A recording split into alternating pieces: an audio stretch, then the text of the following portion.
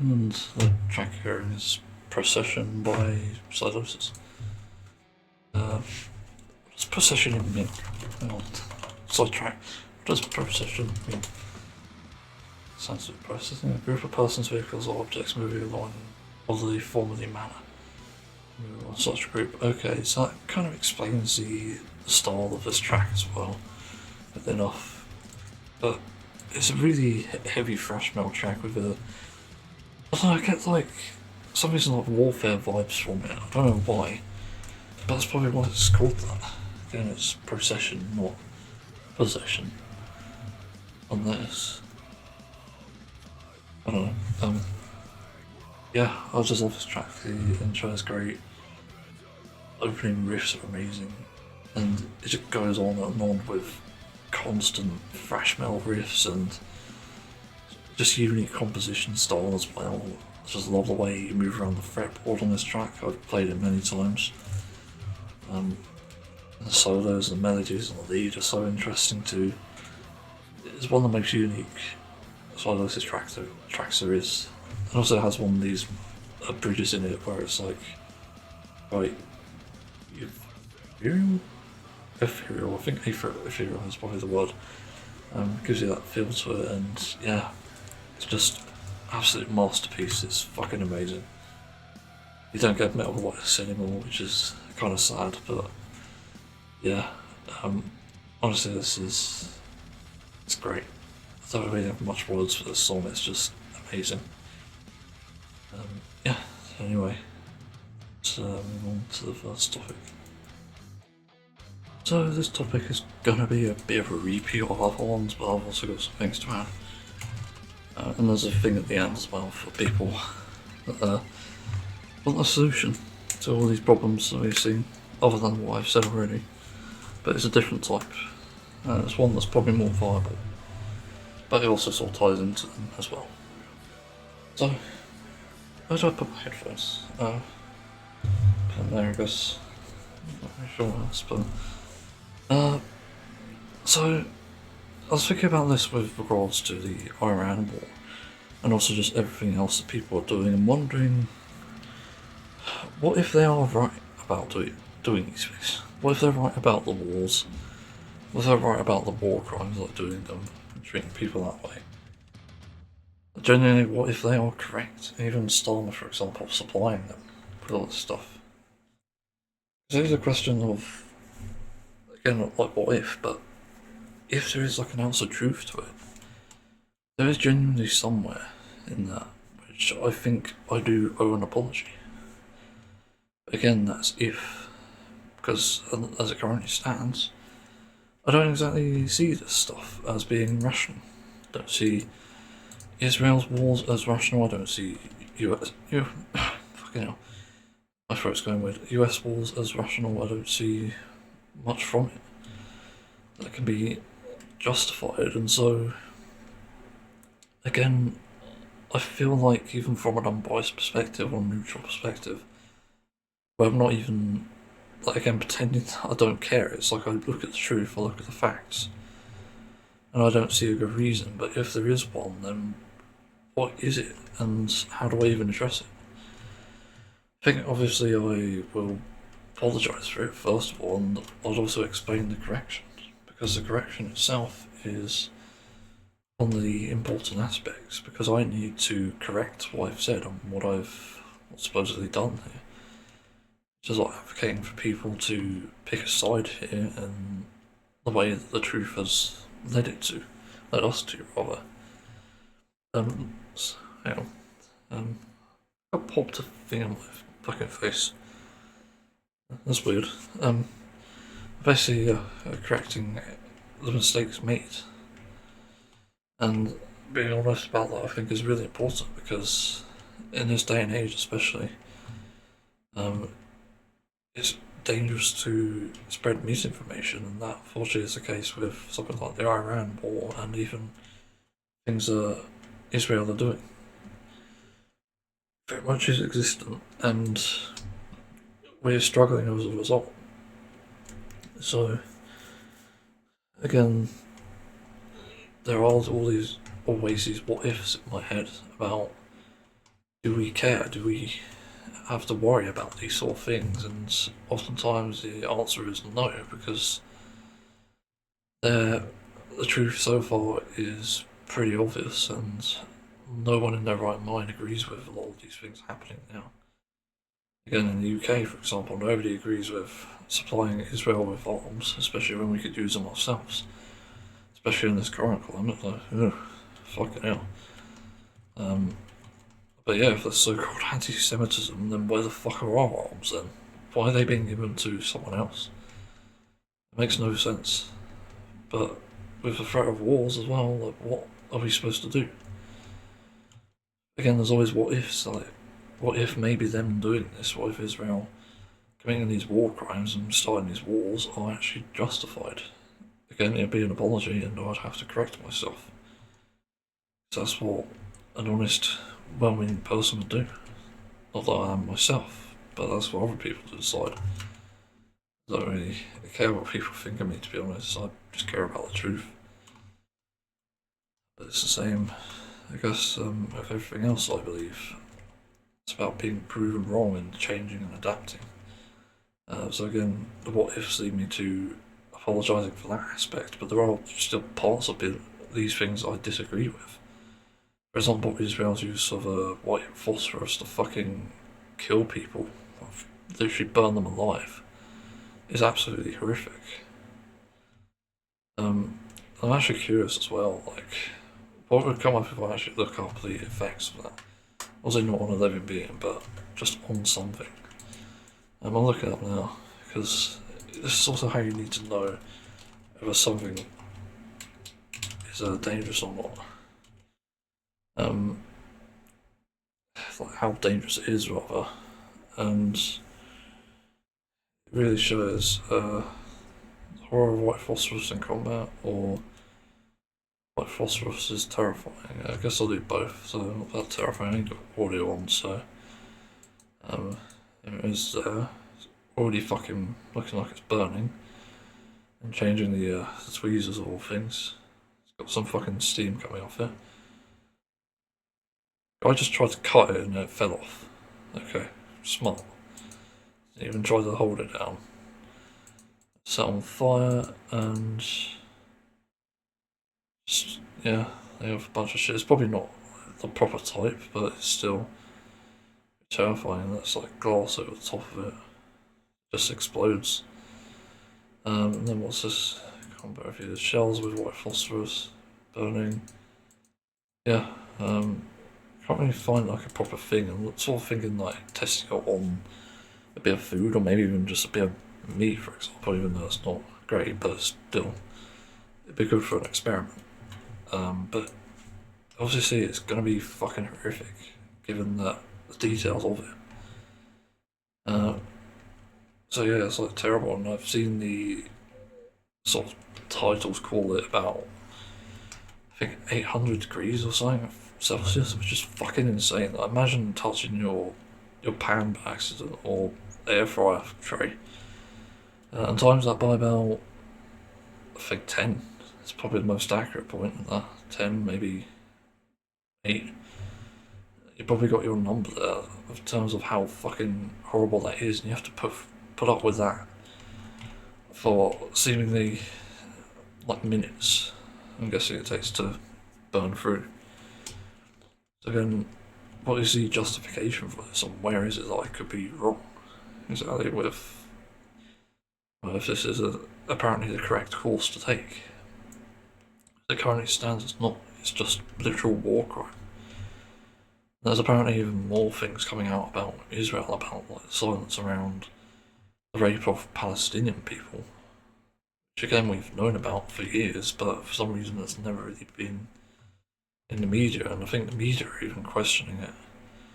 But very much just something that exists, because they keep doing this to the various like women and children who have been abducted by Israel, and obviously doing horrible shit to them, and then the men they just torture in a cell, supposedly.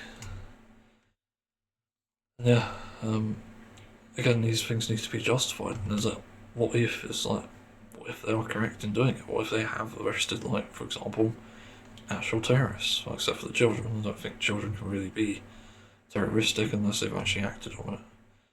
But even then, it doesn't exactly justify that, does it? I don't know, actually. Like, in terms of equal punishment, weird enough, that's kind of a grey area. Not a similar thing, though, that's the only problem. Because that's the only point where it'd be wrong.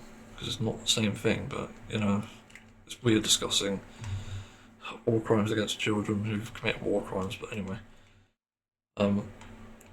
Currently not in that situation where obviously that doesn't really feel relevant, doesn't feel like it has a whole lot of meaning.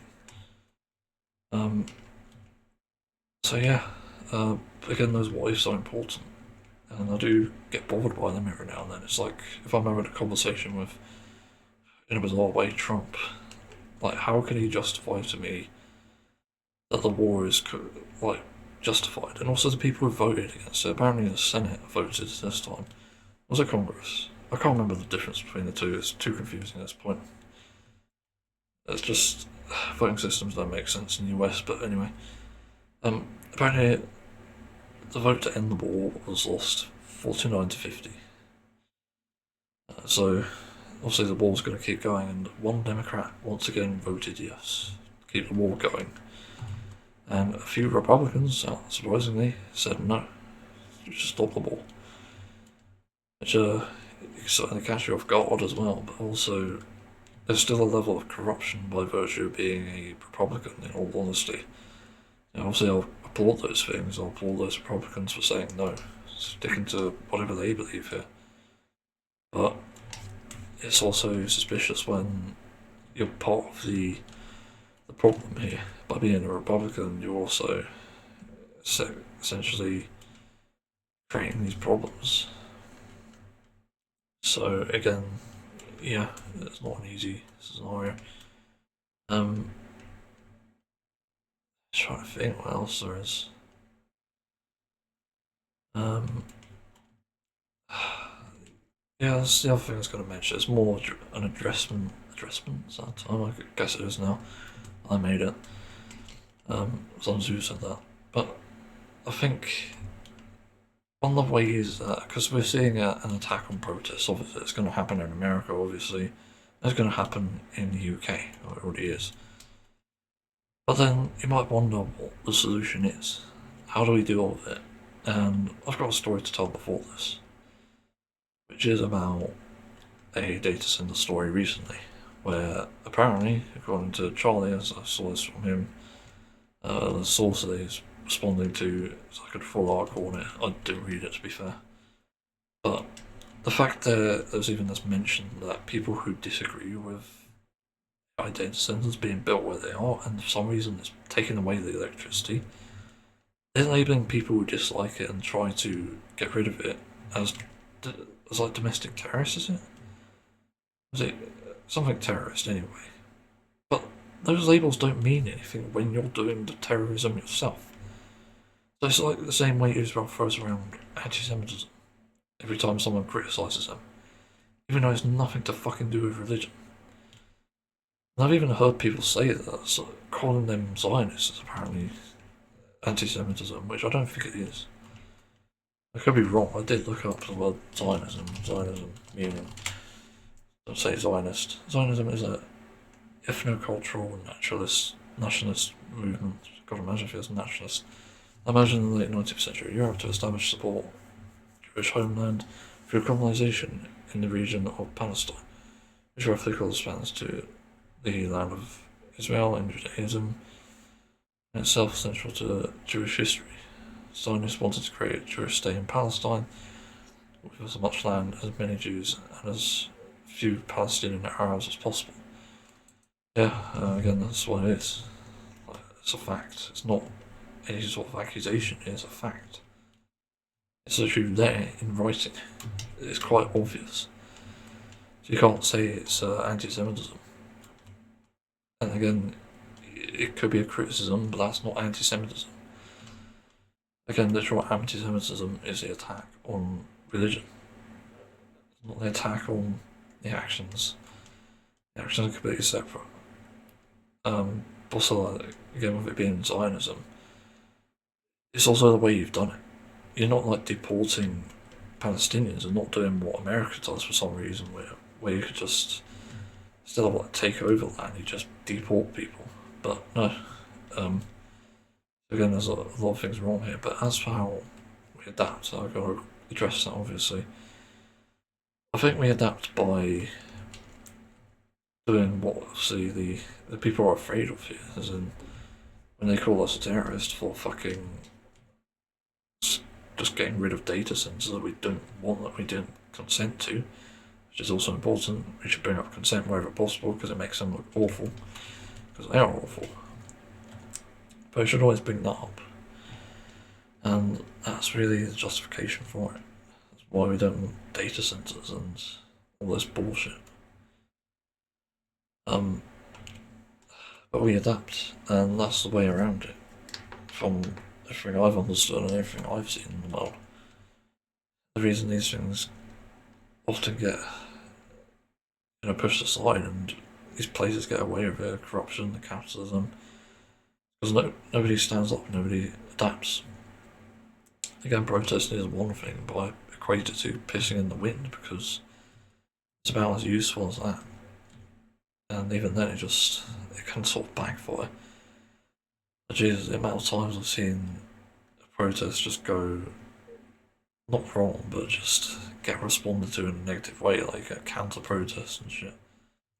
I think the best way in that situation is to just adapt. I could be wrong, but it's seeming like that way.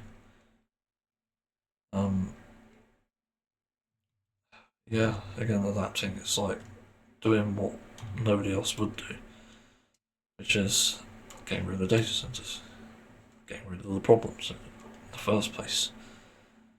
There's different ways to address it, and that is how you do it. I could be wrong, but that's what we're sort of being led to believe now. Yeah, the world is just in that shitty of a place.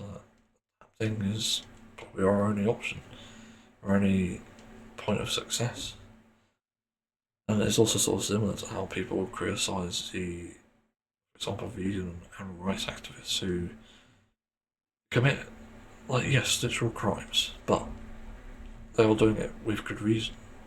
Telling people not to buy this shit because it's just completely evil. For example, rescuing animals who are suffering, about to die. Like, you could call it what you want, but it's not going to change the fact that what you're doing is worse.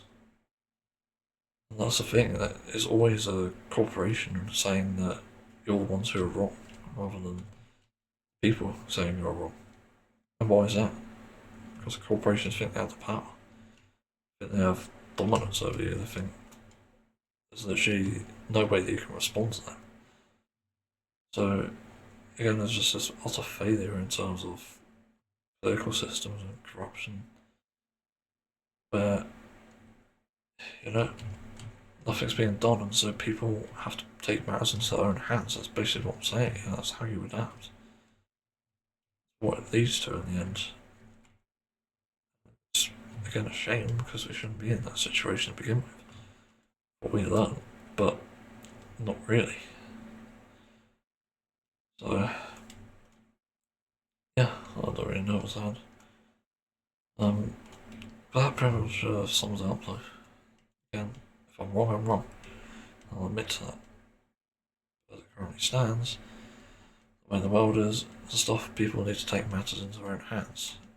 Again, that's the only way we can get around this. I don't know, but that's essentially it. That's kind of my only sort of solution here, our band-aid solution of the current problems we face. So yeah, I think I shall move on. I'm quite busy, so somehow I almost got done with all my hobbies today. That's a weird thing. On my artwork, I've finished music quite early, about 11 o'clock. Moved on to artwork now, and by the time it comes at noon, I should be ready to be able to do other things. Play games and do stuffs. Yeah, it's positive, I guess. For once. Even though there's not much positivity anymore, especially with a topic like this, fuck it out. Anyway, Let's move on. I felt like mentioning it because I'm halfway through this video. Remember Pirate Software, his life is ruined by a channel called Vlad. I don't know. But I didn't even know that Pirate Software was bisexual. And this was never mentioned, not that it's relevant, but the relationship stuff is actually kind of disturbing. Well, it is disturbing, actually. And this comes from things like extorting a person for money and for some reason being in multiple relationships, cheating on his wife.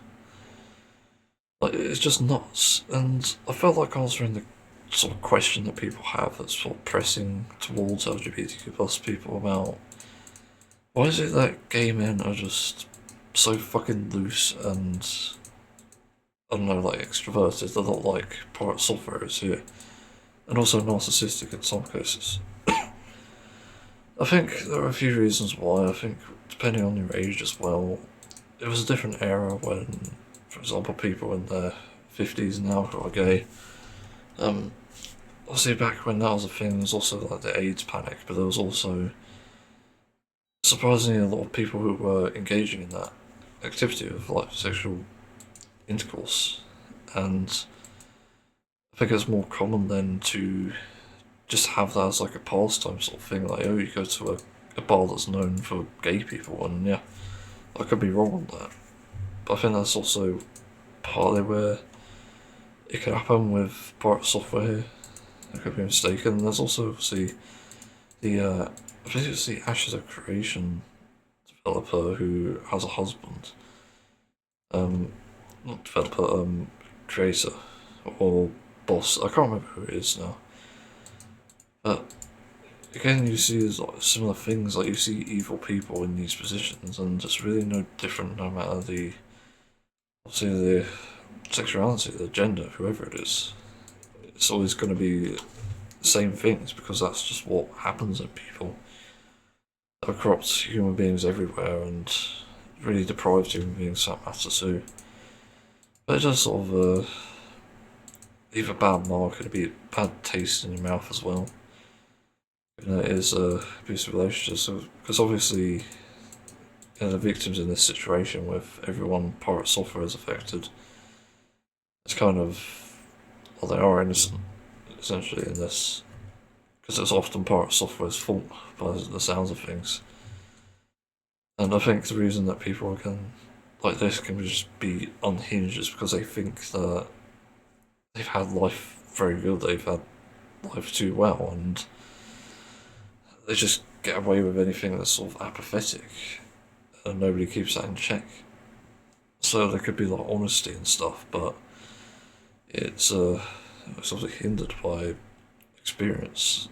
I'm pretty sure there's a lot of people who, for example, in the UK, there are probably gay people who voted for evil, even though that's gonna fuck them over. But it happens again because people are so unhinged and so, I guess, out of the loop in a lot of ways. And you'll just find evil people like that everywhere. But there's also another scenario which I have personally been in myself more than a few times. I think, yeah, like, the behaviour is shameful, and obviously I look back on it with regret, and obviously wish I'd never done these things. I think the worst thing I can't even mention, because I don't know, it feels kind of iffy, but it's also way long ago, so it's not even worth mentioning. But I've also had relationships after that, and I'll say they were better relationships. But I still have guilt in terms of certain actions I've taken, so like paranoia, for example, is not a good one.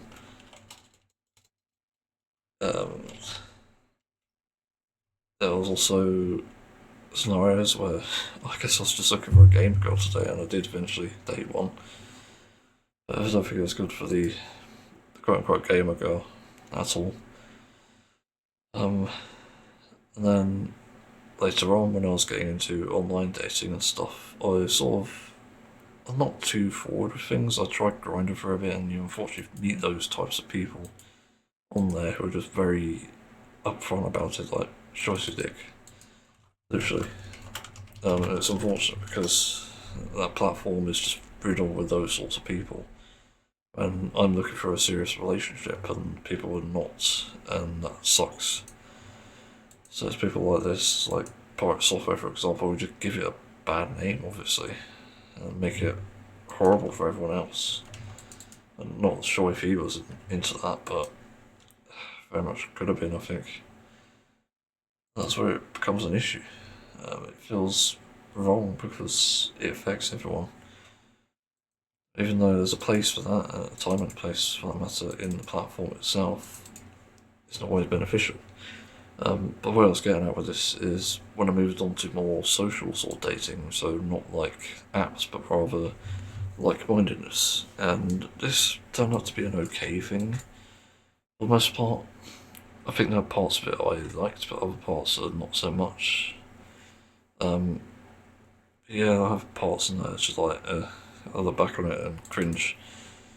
As in, sort of like NSFW channels and stuff, and for some reason I wanted to expose myself, but that's the thing I'm going to bring up actually. It's about you get overwhelmed with heat or like the desperation of just not being a virgin anymore, and you end up sort of making a fool of yourself, and that does happen. And in fact, I could give the benefit of the doubt to Pirate Software for some of this, even though it's technically horrible with cheating and stuff and the extortion. But I think part of it literally was just that. I mean, maybe we don't hear about the sexual engagements, which is fine, really. Really need to know with Pirate Software anyway. But it's still important nonetheless, is in, we go through these moments where there is literal heat, and I think it's more common in your younger years, which I've noticed myself. I'm 29 now, and I've not had a single desire to have a relationship or sex in 2 years. It literally has not bothered me, and it was worsened by the fact that my housemate was constantly rubbing it in. Constantly, oh, talk about M a lot, but M is the person who did this. He just used to bring around random women, not necessarily partners, I don't think, and either have them do something to him or have sex with him. Literally right next to my room where I could fucking hear it. The guy was evil for that, and it just never made sense to me. It's like, you couldn't wait until I was away, you couldn't wait until my housemate was away because he was there as well. And some of these were happening. It's real fucking awkward. The guy was a complete fucking freak, that goes without saying.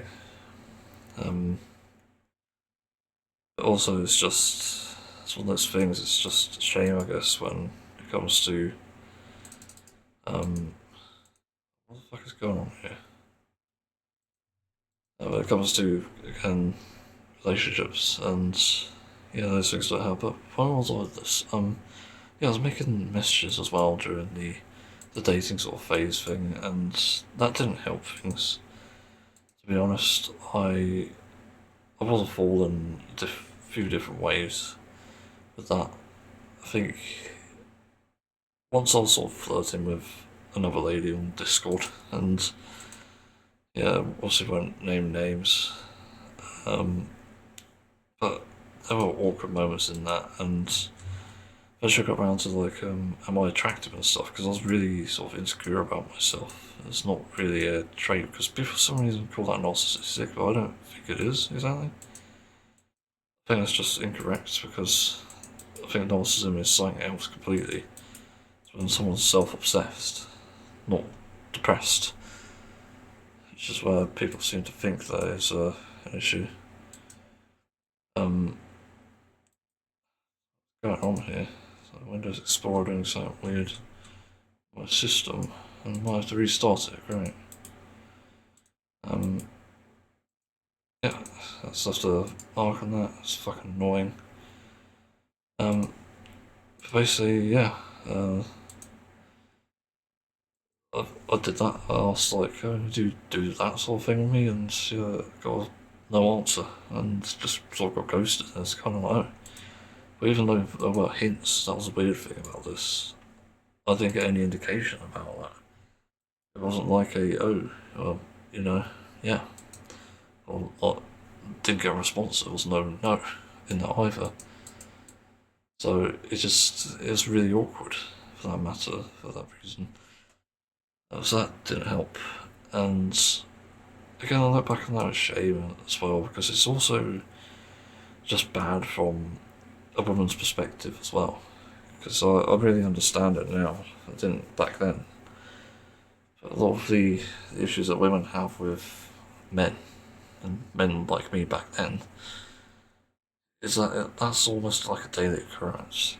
And I don't know if it is a form of sexual harassment, but I don't know. Like there are places where both people are wrong, but I'd definitely take the burden of guilt in that sense and being the guilty party. Because that's the right thing to do. Yeah, I still look back on that with shame. Not many people really admit to these things, which is, I feel, it's really dangerous and dishonest, and also it just shows bad character as well. I know that it's unusual for people to confess to things, but at the same time, it's better you confess to them rather than a situation like here, like Pirate Software, being an absolute douchebag, but like for actually harassing other people in these same-sex relationships, the same gender, whoever. Like, it literally is a fucking crime.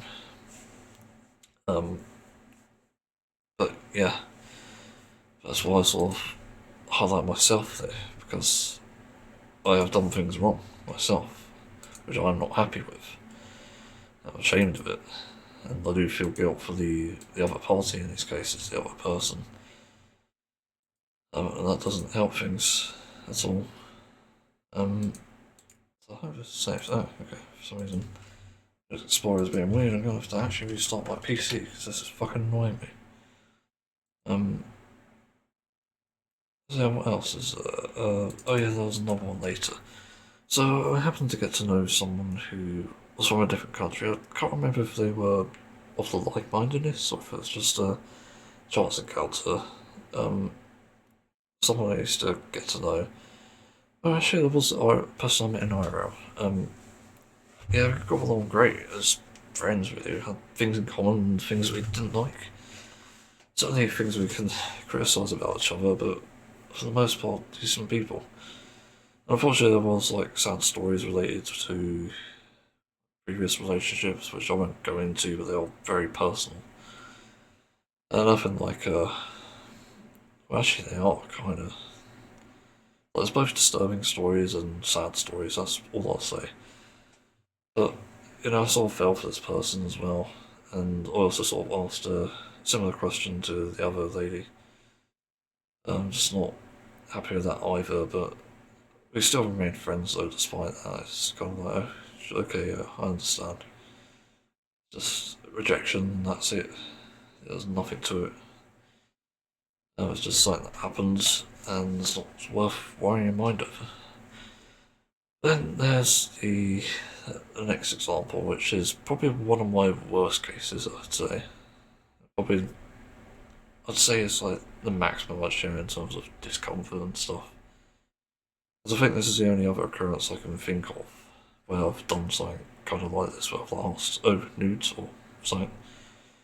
But it's someone I met online, I'm not going to say details, but someone who is kind of exploring, let's say. I think that's probably the correct term, and it's not, again, too personal. But it's kind of like, we hit things off really well, and I genuinely thought there was something going on there. Somewhat of a, well, not so much a friend zone, but a sort of buddy zone? I don't know what you call it, actually. I think the difference is our circumstances, and I was quite supportive of this person as well. At least I think I was. I hope I was. So if I'm not, then God, that's really bad. I feel awful about that. I think, for the most part, I think we had a good friendship as well. not that we're actually like apart from that, we're not friends. Again, like my shameful thing is that I was kind of desperate to have like sexual relations with people and stuff at the time. So it wasn't like constant asking or begging for these things. It was just like a one-off comment. I'd sort of lean into like maybe, oh, I'll give hints like, hey, here you go. I'm into this sort of thing, and I kind of like this and that. And I wouldn't often get a response in that. Like, only a few cases where I did. Um, on the weirdest, it's like, no, I can't actually think. I'm not sure if I want to share that either. I've had some weird encounters as well. I've succeeded, but again, they're not as bad as these. I think there's still probably takes the cake in terms of the worst things. It's like wanted to see someone do something again for your benefit, and that's also selfish. And yeah, I look back on that with shame too. It's not a good thing, and I've definitely learned from these experiences, which is a more important thing. And I'd like to think, I think I did at least apologise for all of them. If I'm mistaken about it though. My memory's not what it used to be, especially with bloody sleep deprivation and just everything going wrong in my life at the moment. But this can't make anything worse, surely. Um, yeah, I guess the desire to just hang myself just becomes stronger each day, as usual. Um, yeah, again with this sort of scenario, it's about prevention really, and if anyone's going to expose me, I guess if I have done something really bad, I might as well do it myself. Like fuck it. If my life's over the moment I've realised I fucked up, I might as well do that. Makes no sense to just hide it at that point. Get it over and done with, and especially in this day and age, you need less people like that on the internet. It's like private software. Don't know if he should be on the internet, to be honest, with all the shit he's done. But in my case, I don't know, it's kind of. Is it worse? Is it better? It's hard to say. I think at the very least, I was respectful in the sense I never once actually pushed myself onto people. I think there's a big difference between that because the grinder people were often very pushful. They would do this shit daily and get away with it. I guarantee you, if that was like a straight dating app where you can just send nudes to each other, well, Jesus fucking Christ, it'd be a nightmare. Because I don't think any woman would be safe on there. I genuinely feel sorry for them as well. But yeah, I think at least I can take pride in that. I wasn't just pushing those sort of things. Not like an off comment sort of thing. I just said like, "Oh, do you want to, do an exchange or something?" It's like yes or no answer. I understand if you don't. Yeah, um, it's fine. I think it's when it's not consensual that's the problem. I don't think any of my situations here were actually not consensual. I think it was very much in line with a mature discussion and obviously between adults, obviously. I think I handled the situations well, as did the other people. Um, Certainly things I could have done better. I do often beat myself up about that, because that's why there's just a lot of shame in those sort of actions. Yeah, I felt like exploring that sort of aspect. It felt a bit necessary because of, well, the world as it is now, and it might just help distract people, because we're going to need that with everything going on in politics at the moment, and everything else going on in the world for that matter. I felt that is important. It's a good distraction, if anything, even if it may not be a great topic. I just want people to know that honesty is at the heart of a lot of what I do, and open-mindedness on that is certainly something. But what's the other thing? For some reason it's left my head, I got distracted. Oh god. Um, I guess confessions, like, that's part of honesty, isn't it? No. I'm not sure actually, but yeah, I think this is it though. I think there's a difference between the people who hide the shit, like pirate software, and the people who obviously don't hide it, and people who don't hide it have more respect for. Because even if it is evil shit, I can at least understand, like, oh, good on you for fucking confessing. That's fine. But I think sometimes also there's like a third way people do it, and I think I heard this about the voice actor for Deku in My Hero Academia, who not only cheated on someone, but voiced the post as Deku, which is just fucking. That is fucking cringe. Like, what? How? Why do you even do that? It's just fucking insane. It's evil as well. That's also like the worst way you can take it. Or do it, rather. Another thing as well. This is something that also pisses me off with like gay relationships and stuff. I know it's fucking tempting. But Jesus Christ, do you fucking have to cheat? Because I do not understand that in the slightest. Unless you have some agreement where it's like an open relationship where you just go sleep with whoever if you can. Like, depends on the person, obviously. But I see sometimes there's a lot of cases where people cheat, and it's like, why are you doing that? You've got one of the best possible relationships anyone could ever ask for in terms of at least being the same gender and you being more like-minded in that way. But they just squander that. It's like, the fuck. I look at that and cringe because I just think, oh, I wish I could have that sort of relationship where I have a great partner who would also be happy to have whatever with me, relationships or whatever. It depends. It feels really sad in that sense. Yeah, like, truth be told, actually, I think the first ever sort of relationship I actually wanted when I first started dating again after a good few years, like after 2016, was probably wanted to be with another man, of all people. Then I learned about the situation that trans people had, and I was thinking, damn, I really want a trans boyfriend or girlfriend. Because I felt like I could be a great partner to them and show them that they're actually valuable and they matter. And again, they can pass as trans. Like, tell a trans girl that she's beautiful and can tell a trans man that he's masculine. Yeah, I could tell them whether they want to and see push that point forward. The other thing is that was going through my mind at the time of realising that was wanted to be able to protect those people. So going out in public, for example, and keeping an eye out, holding hands if that was something they wanted to do. I often fantasized about that because it felt like the right thing to do. I guess weirdly enough, fiction and games also taught me, stories at least, that to be the hero and try is better than to be zero. That's pretty much not the way it goes, but you know, it's better to try in that case. And yeah, I was genuinely trying to meet someone who was either gay, trans, or whoever, maybe even non-binary. But yeah. Um.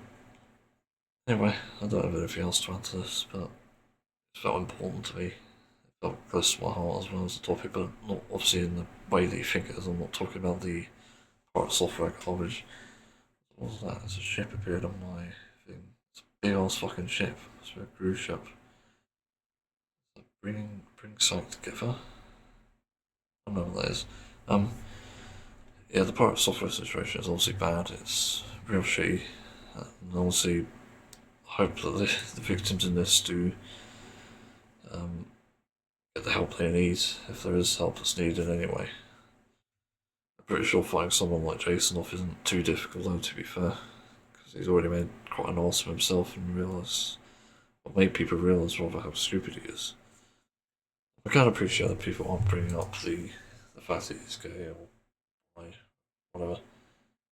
Um, I feel like that's a low hanging fruit that people would probably go on really, which is really shitty again because ironically enough, his partners were.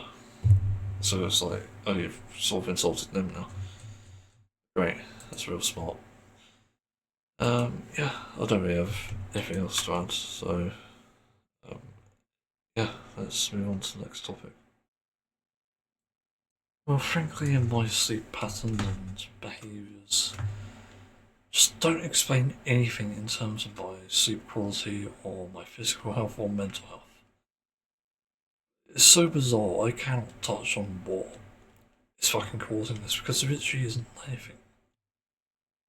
So, yesterday I had a fairly stressful day. I was worrying about a lot of different things. I was panicking about different things as well and struggling. And there was even like a thunderstorm which gave me a fucking panic attack because I fucking hate thunder. Uh, we weren't even predicted to have thunderstorms, so I don't know where that happened. Why it happened, rather. It was barely any fucking rain as well, so I was in the bath at the time, so also kind of doubly scary, I guess. No idea where it happened, but it happened either way. But I seem to have a decent sleep. In fact, let me double check. Um, Just a notification. Just a notification. Taking that to say.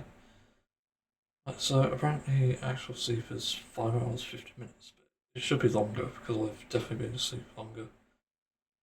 Only 12 to 7:40.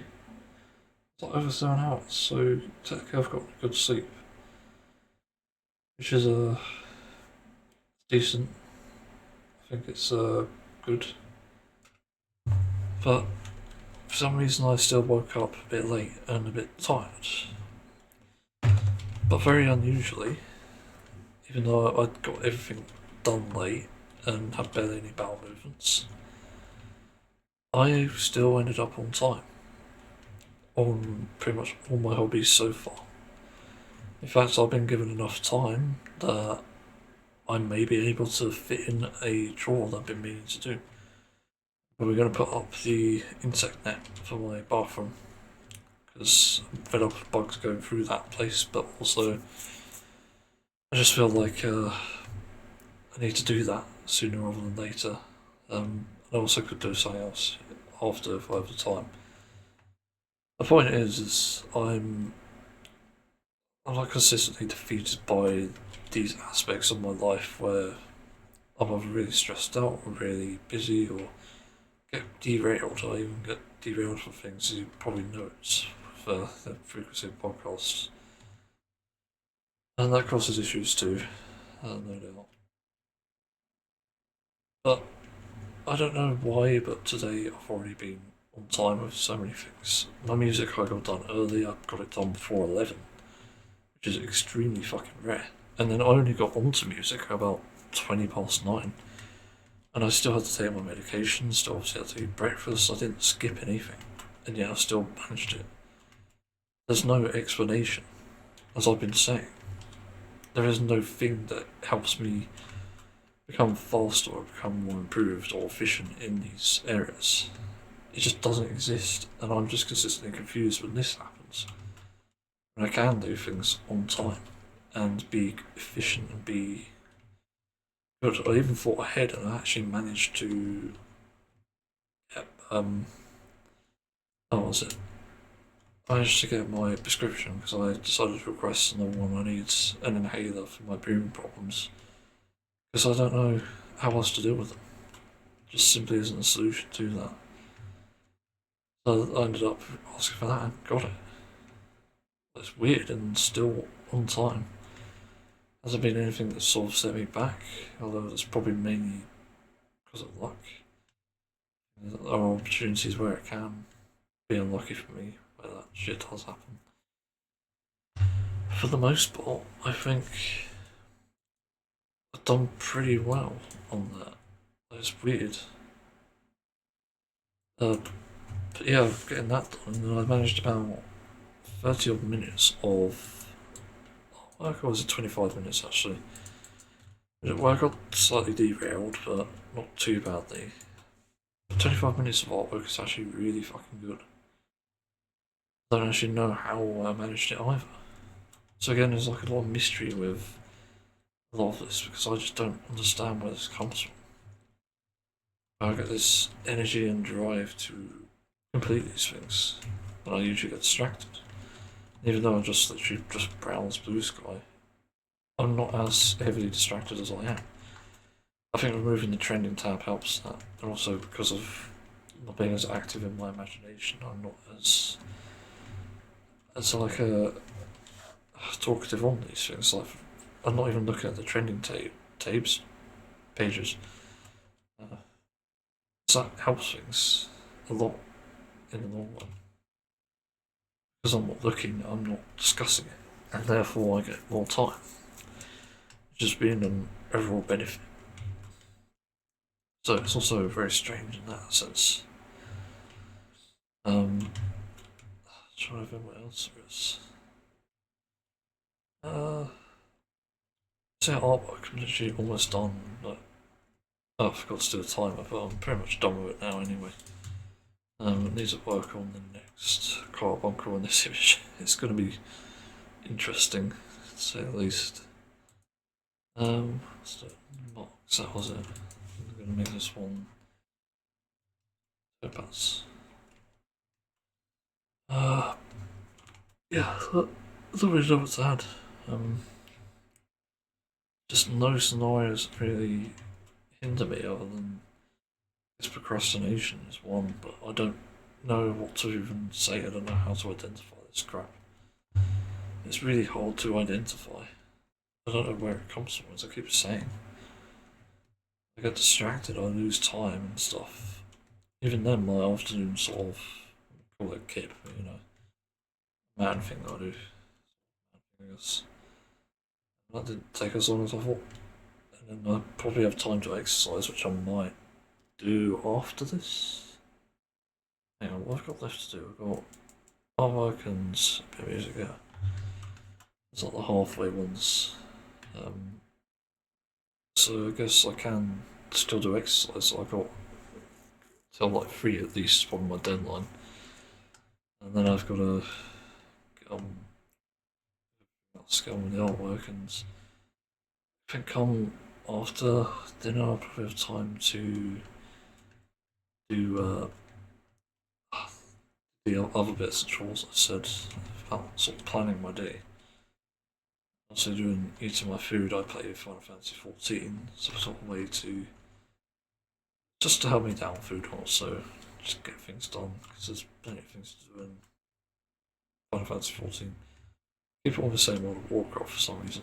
I don't play that shite anymore. Yeah, I don't really know what to add. So just a few things go wrong and it's good. And I think it also just shows that when things go right, planning things ahead like this as well, it could just be to my benefit. And I also have like I had some food prepared, or I had lunch prepared, but I don't have dinner prepared. I'm planning on trying to make a pseudo korma. I'm not sure what else to call it. But basically, it's a korma recipe, but I put the missing ingredients in. For some reason, it doesn't even suggest yogurt or coconut milk, so I'm gonna add those to it, or coconut cream rather. Coconut cream probably works better. But it's going to be interesting to see how that turns out. I'm going to use no oil because it's probably unhealthy to just add oils and something like that, which is already quite rich in oil. It's not a good idea in my opinion. So yeah, not sure what else there is exactly. So just figuring out where I'm going to put the other carbuncle here. I think anyway. Just debating about. Yeah, I think I'll do that actually. Trying to make this as funny and interesting as possible. And get going up with different ideas, but I think this. Yeah, this probably does it. Also, I made a mistake again. Should not be fluffy. It's a gem.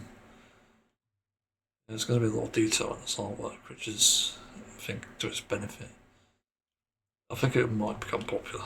I could be wrong, but it seems like I'm a winner in terms of potentially it garnering a lot of attention. It's just an idea that's so different and unique. This is quite funny. It's a fun idea. Like, oh god, could you imagine if they do a Final Fantasy 14 event where everyone's just summoners or scholars and they just keep using their carbuncles, or maybe a carbuncle race? That'd be fucking amazing. You just see actual like movement controls. Oh, that'd be so good. I'd love to see that. Yeah. Anyway, I think I'm done with this discussion. Don't have anything else to add, to be honest. And it's just one of those things. It's a rare event, a rare occurrence where things actually turn right, go right for me.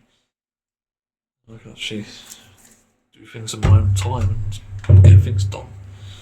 It's just unusual as fuck. I'm thinking of the other thing I could do, which is to measure my window, because I found out, I didn't know this even existed, but you can get these add-ons where, to put like a portable aircon, you can make your own sort of window, but you need to have like a cutout and stuff specifically for that. Jesus Christ, imagine that, having your own fucking cutout for the aircon to do its job is just, yeah, honestly that's invaluable. So I'm wondering if I can maybe replace the hose, because I've had problems with this hose for a long time. The big one didn't work, and then the small one works, but for some reason it doesn't work effectively, and the big one's been cut, so I potentially need to replace that, which is really fucking frustrating. Let me look up Organ AC hose. That is, yeah, I think it is. I don't need like a stupid long one, that's the problem. I think like you can reduce the size a bit, but I don't know. There's a lot of things to figure out with this, I think. And also there's quite a bit hinging on this anyway. In terms of, oh, I'm risking getting this sort of fake window thing. There's only 3 reviews though, which is only a slight concern. Good products I've spec. So aircon set flying out the window. Oh, my sanity. Okay. Yeah, I remember those Sky units actually. I had one of them in my first kit, and then I had one at another point. I don't know how I got the second one, and maybe it was like an order. But I never really found them very efficient as an idea. They just seemed a bit kind of me. They could work or they couldn't.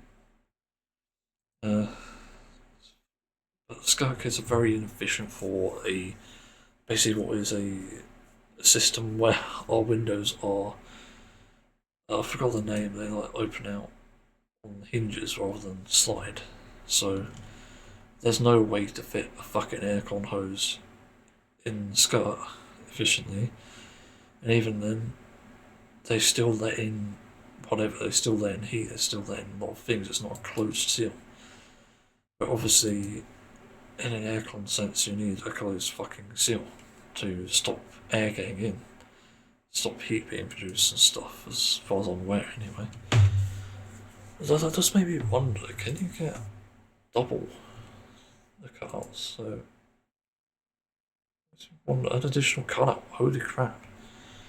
So it could even be like a outtake fan, but I'm not sure. It's one of those things, it's cheap though, so I won't complain about it. It's also quite thin though, that's the only issue. I guess it's lightweight as a result. Yeah, anyway, I need to fucking move on actually. Do some exercise and pick up the Switch, turn off my PC, and get on with that. So yeah. So, I might as well make this, but I've given up on Dungeons and Degenerate Gamblers, but it's honestly with a question mark above my head rather than complete anger, like it was with Infinity Sweeper. Speaking of which, I haven't looked up as it got an update yet. It's only been long, to be honest. Nope, no updates. Made my review 5 days ago, and nothing. So, what do I even say here? basically Dungeons and Degenerate canon is below this, whatever I'm saying now. The fuck, am I even English? No. It's fun up until a certain point. And this is a common thing I see with reviews. This is why the overall score for some people outside of Steam is quite low. And it's not surprising why, because I was confused. Like, what do you mean? This is fun. But then it became apparent to me, past the second area, why that is. And it is because the game suffers from a lack of a checkpoint system and a lack of a proper heal system either. Where runs are basically anywhere from each area 5 minutes to 20 minutes long, even up to 30 if you're unlucky. But each time, it's just, yeah, like it could take almost an hour to actually complete a run, but I haven't managed to, because the game is so harsh in terms of your decision making that you could just make a big mistake and just die instantly, which I think is a bit stupid and a bit dangerous in my opinion for a game of this calibre, given it's a roguelike as well. So what gives exactly? I don't understand where this is coming from. It does genuinely feel like they skimped on all the aspect of gameplay, because there's so many things they could have done but didn't. One of the things that didn't change is the humour. It's still absolutely amazing. It still impressed me quite well. But again, even though there's some really funny things, like for example this one I have to tell because it's actually hilarious. I got it on the funny moments as well. I got beaten by a giant rat. Yes, that rat with I think 35 HP and a really bad deck. I got beaten by it, and you would never guess how. And this is one of the funny things as well. I can laugh at this sort of thing, but I basically played like very few cards. I misread what the Fool does, and the Fool card swaps both your cards in your hand and your deck, and you basically play with another thing there. So, for example, if you decide your deck to be really shit, and you played the Fool, you would actually have the advantage.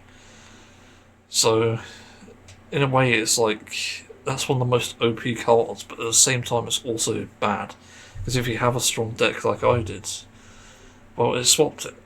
But I somehow managed to lose every card somehow. Not only in my deck, but the rat's deck. And then I got left with a 0 value card. So all I could do was hit and stand and lose or tie. That's all I could do. There's no win state. So I just lost the fucking ability to win, which was so funny. Again, I can really sort of enjoy that aspect. It's goofy. But the most frustrating part is I couldn't even restart. So at the same time, it's like, what the fuck did I just do? What's the point? Is there any point in doing these runs? And honestly, it's hard to say. Yeah. As I said, it's got good style, it's got okay music. I wasn't paying full attention to it. Again, this is the humour, amazing. It's fun. Cards are fun, obviously. What else is there? I can't remember. Dollar can be funny, yeah, I remember that now. And all the ideas and mini games too, the events, so many things in this are just good, but it's hindered by the lack of a checkpoint system and the lack of a heal system, simply put. And also as a suggestion, I think it would be great to have more game modes or mini games. I think that would really improve things and improve the outlook of it, because I do think that can help. But imagine like a mini game run where you could do like WarioWare sort of things, and it's like you do mini games each time and you have to be successful. There's like a condition there. I think it'd be a good idea, especially for a game like this. I think it could be genuinely unique, but for some reason it's not here. I'm a bit confused about that, to be honest. I feel like there should have been something like that in the game. I don't know. I'm always tempted to say this is now the Oxcast guaranteed now. This is the, I think, third or fourth game I've played published by Yogs. Obviously not developed, but it's got that sort of Yog quality to it as well, where it's not quite good, but it's not quite bad. We'll see other Yog game play card, right? No. So I could look at Steam store, that's probably better. Yogs Cast. Oh, it's just coming out with the DLC. There it is. Like, play stuff I haven't played. Well, I haven't played this adventures. There's a lot of games I haven't played. Golfing will be interesting, but it's apparently mixed. I suppose there was one that I played, like Harmony's Odyssey. No, that's not Yogs. It's not here. Didn't realise that one Super was Yogs published. That's interesting. Yeah, like, you notice a lot. Yogs games can be mixed here. There's even some that have just never released, which is kind of sad. It's mainly demos. For some reason, it includes soundtracks in this, which is a bit stupid. Yeah, like, that's the thing, really. Again, it can be fun, but I can't really justify it at the price that it is. It's like £6 on Steam on sale, 50% off, but it's £12 for the full price. For a game that is so fucking, like, again, good, but it's bad. It becomes infuriating with these many issues. It shouldn't be a thing, these most obvious issues, if you even played the game remotely. Like, people might say, like, oh, it's the point of a roguelite. You're supposed to have a lose state where you never come back. But that just ruins the fun, especially for a casual player. And given that there's great accessibility, I forgot to mention that. You can unlock, like, every card in the menu, apparently. They don't really have many other options, I don't think. You can also turn off, like, smoking and drinking and stuff, I believe. Can you? I can't remember drinking, actually. Smoking, I know you can turn off. But there's generally some thoughtful settings in there, which surprised me to see. Not the best settings, but still, it's decent. But yeah, I really think it's lacking. I hate to say it, but it does feel like that. Even after restarting runs several times, it feels not fun after a while. It's like it lost its charm. Because again, I'm just restarting the run. It's like kind of tired of that. So yeah, that's my review of Dungeons and Degenerate Gamblers. I don't know what patch release is this, because it's worth looking at. Dungeons and Degenerate Gamblers. Achieved what? Got quite a few achievements. 5 achievements. It's really hard to get achievements in this, by the way. Patch 1.4.7. So that's the latest one, I believe. And there's a development update here, apparently. For March 31st, April Fools. Edit the glitch deck. Fit deck. Yeah, it's all the glitch deck. I also can't play it because I've got I haven't got anywhere. I don't see anything here, but yeah. So I don't know what's on, but that's about it, to be honest. It's just, it's one of those things. It's one of those games, I think. I'm just going to leave it, let it sell dust, and maybe play it in like half a year's time, maybe. Actually, I will be playing Evercold in a year's time, so maybe not. Depends. I think there's a good reason. Honestly, there's another thing. It's basically possible for this to even be a I wouldn't call it like boomer slop, but it could be boomer slop. Because it's very much a boomery sort of game, like Blackjack is. It's existed for many years now, I think. I thought this was going to be poker at first, but it isn't. Which is surprising to me, because I was expected to really suck at that. But I wasn't sure, like, with poker, how I'd be able to play it, or if I can enjoy it. But no, it ended up being Blackjack, which was to my surprise, because that's easier to play than poker. just make number 21 or 20 or 22. Wonder if it gets crazier than that. Yeah, but it stops me from recommending it because again, it's like the entire run is ruined by either a mistake or not getting the correct cards. It's weird.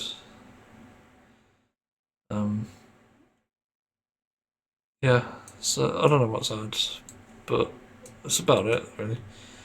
Anyway, let's move on. Well, when I woke up this morning, I saw a notification on Steam, and I sort of expected it to be either one of three things. A game on my wishlist is for sale, a developer comment on my review, or a bad comment. And what do you know, it's actually a bad comment. So I made my review about Dungeons and Degenerate Gamblers, and I think I brought up some pretty good criticisms here, some valid criticisms. Because I've suggested improvements, I've also complained about the way that your experience is basically depending on the RNG, and you have to be lucky to win essentially to get to the end. And it just isn't a very fun aspect to the game. Because it just means if you're unlucky enough, you just don't win. And that just really sucks. But then someone in the comments, for some stupid fucking reason, decided to comment and said, bro, you're just bad. Blotterer and other games like it don't have checkpoints after. I've shaken my head. You just want a reason to complain. Yes, they may not have checkpoints, but what this means is they're not good games either. They're going to have those points where they're frustrating, and I haven't played Blotterer, so I wouldn't know, and I wouldn't know the other games about checkpoints either. But it's just increasingly frustrating for me with, especially like roguelikes, as I've experienced them so far, even in, big games that aren't labelled as such. They just have these failure states where it becomes increasingly frustrating. Like there's no checkpoint, there's no going back to it. If you're unlucky, you're dead. And it just always sucks to me. And in a sense, it's a call for changing the status quo of it, essentially. But this also brings up another issue, because unlike those other games I mentioned where they're not roguelites, speaking like Honkai Star Rail, when I used to play that, and even Genshin Impact, and what's another game? I think Final Fantasy XIV maybe had something like that. Can't remember. Literally, with those games, at least there was like a difficulty system, and even in the case of like Genshin, it was like kind of quick.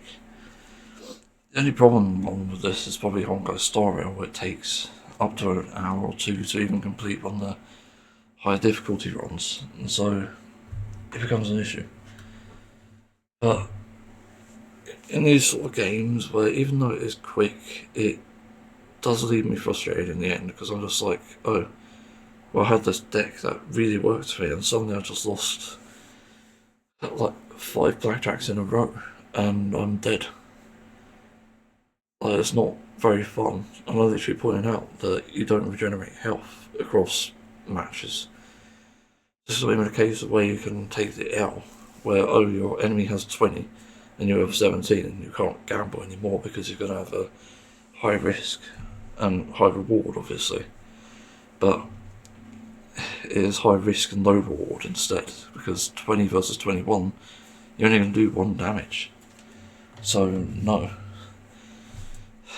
It just becomes frustrating, and then your health as well takes a dive as a result.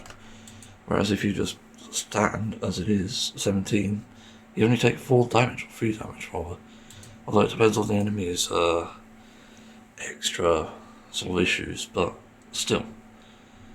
That's kind of the point here. Yeah, I'm kind of frustrated with the game, still. And it's not going to help the fact that I'm not used to these sort of games. But that is a problem with the genre. I've said this about MMOs. I hate that it's grindy.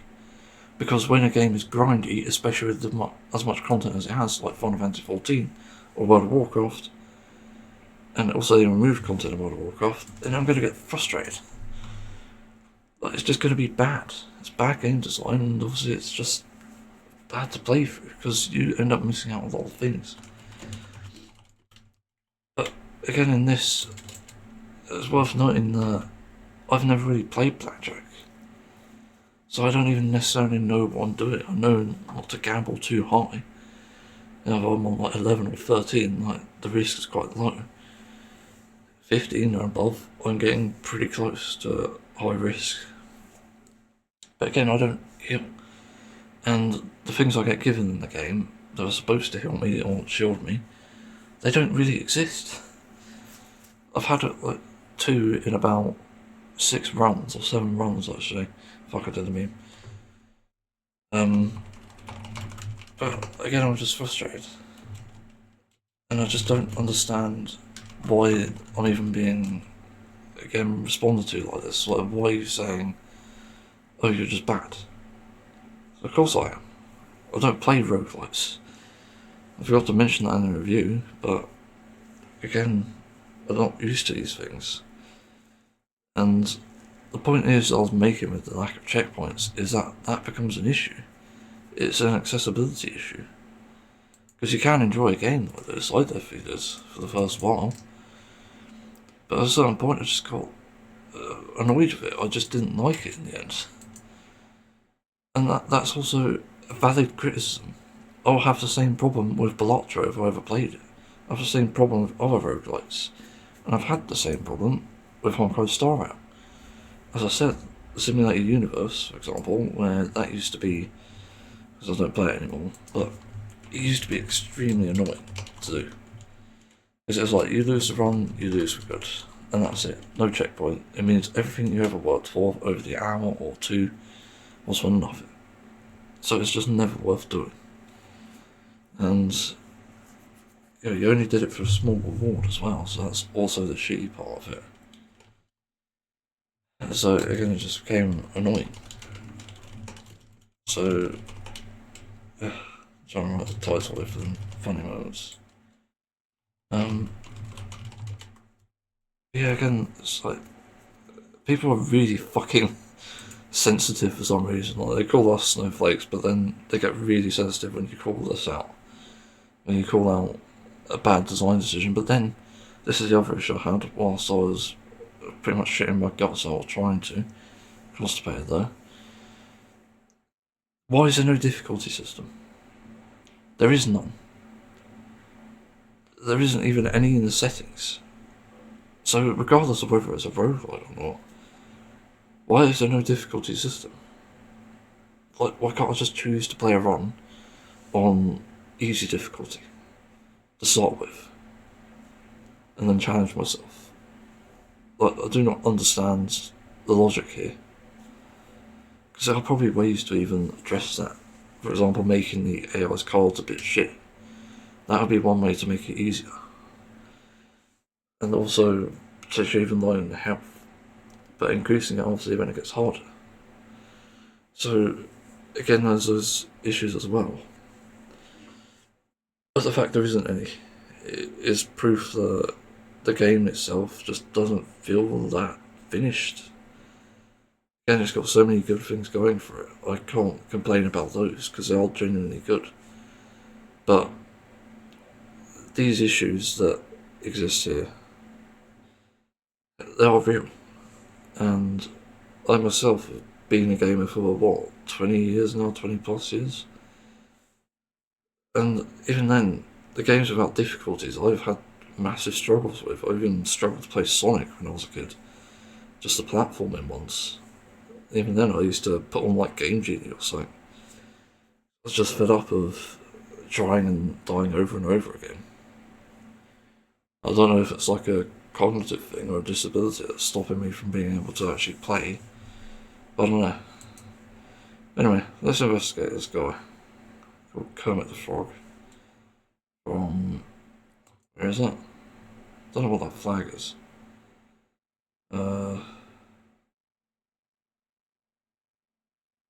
I'm cheating, you're just... I'm not cheating, you're just bad. Oh, okay. What the fuck is that group? Amex comments on the profile. 5 years of service. Oh, hiding games, okay. How convenient. Favourite game is Tom Clancy's Rainbow Six. Fucking idiot. Okay. Good forward. Yeah, I just think spamming, harassing, that's probably what it is. It just seems suspicious, so I'm reporting that either way. There's a dispatch background, but again, it's just weird. Yeah, I'll update if there's anything, but again, this just seems really off-putting. Like, why the fuck are you coming after reviews like this when it is a criticism to have? Like, there's no... Look at this. Like, I'll go to the store page. Because this is what I mean with this. When I say the genres don't mean anything. When it comes to, again, what they're about. So, looking at the genres list, let's see. Come on, where is it? No, that's not helpful. Come on, there it is. Roguelike deck builder, roguelike, strategy, card game, deck building, card battler, roguelite, single player, RPG, replay value, duty, casual. Disagree with that in some ways. Procedural generation, fantasy, pixel graphics, gambling, turn-based, capitalism, mouse only, difficult. Well, two of these are oxymorons because they don't exist, casual and difficult. Like what? Those don't belong together. But also, where does it say in a roguelike that it shouldn't have checkpoints? But I'm looking at the genre here, it's not saying it. There's no definition on Steam, so I don't know. Let's look at roguelike then instead. No, nothing there. Let's DuckDuckGo it then, I guess. So, what is a roguelike? Roguelike is a style of role-playing game traditionally characterised by dungeon crawl through procedurally generated levels, turn-based gameplay, group-based movement, and permanent death of the player character. Okay, fair enough, it's there. But again, you have a chance to set yourself apart from others by... And this is the thing, the comment didn't even mention this. So I'll add this to review. But the game doesn't set itself apart with regards to accessibility, because even then, difficulty is an accessibility feature. And the fact that games like these days is kind of confusing. Even though they seem to be like basic tweaks. Again, as I said, easy difficulty, worse cards for the AI. And also less like detrimental cards, that's probably the other one. So when there's like an effect, for example the manager keeps switching out your cards, I think it could do with maybe one less, and yeah, I think you could there. Trying to think what else there is. I don't know, but that's basically the gist of it, I think. Again, it's one of those parts of the games where I get afraid to even touch them. It's literally anxiety inducing to play these. And again, I wasn't aware of what a roguelike was, so I'm trying it without knowing what it is exactly. I know it's something to do with like building up a sort of thing, you know, deck building or something. But yeah. Anyway, let's move on to the next topic. Have I ever told you the definition of delusional? It means when you see things. But this post is exactly that. And yeah, it's unfortunately another DJT post for the best name for this dickhead. So, there's a full thing, there's an entire paragraph, I'll read it.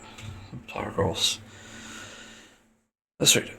When President Xi very arrogantly referred to the United States as perhaps being a declining nation, he was referring to the tremendous damage we suffered during the 4 years of sleepy Joe Biden and Biden administration on that score. He was 100% correct.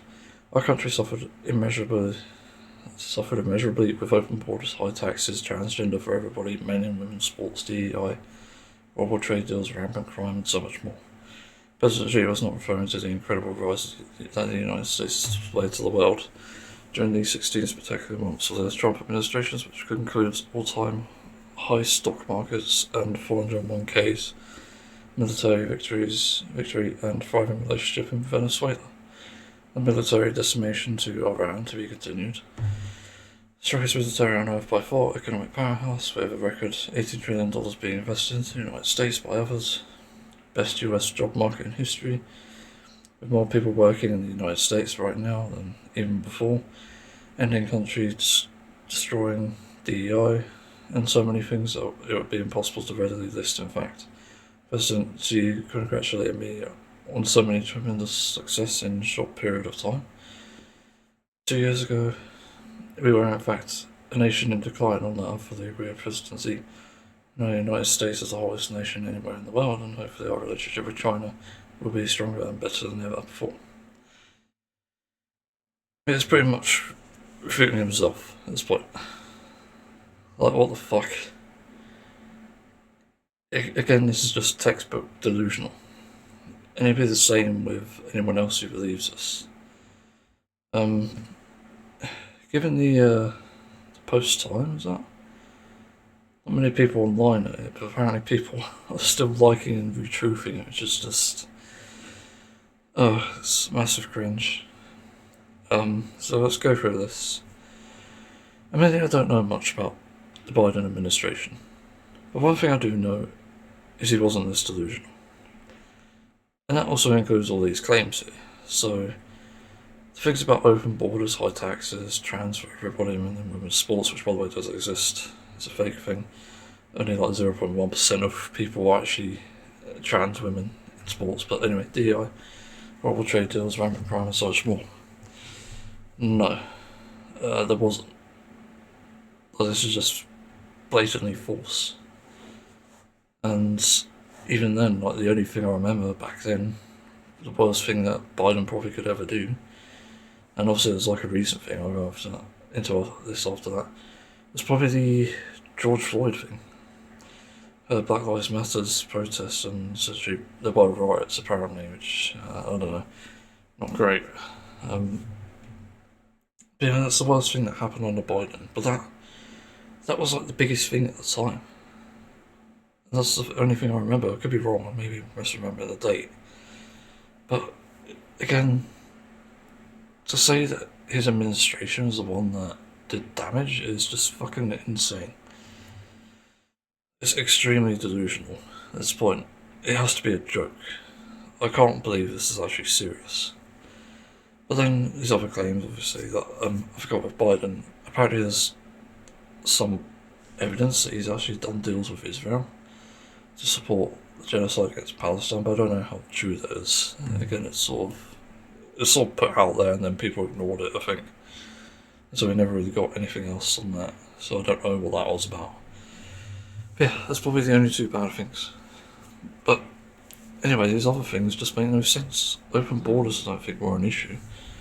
High taxes, as far as I know, that was just a result of COVID. So, I don't know much about taxes admittedly, but with COVID being the biggest problem there, which wasn't mentioned here by the way, it kind of means that prices are going to go up, including taxes. And we even saw that. There's like an entire fucking graph about this somewhere. And obviously that's never recovered. But ironically, you have high taxes. Like, what the fuck are you on about? High prices at least, but taxes probably higher than usual. Then there's this claim about transgender for everybody. What the fuck are you on about? Like, people have to go through doctor's appointments and therapy to actually get transitioning. To get into that. And obviously you need like a diagnosis, you need a formal diagnosis, like gender dysphoria. And I'm pretty sure there's others as well. There's probably like intersex people who have to transition as a result of autonomy and stuff, because obviously it may not work in their favour and it's probably more of a choice sort of thing. I could be wrong about that. But again, that wasn't really a problem. So why is this even considered a thing where you suffered immeasurably.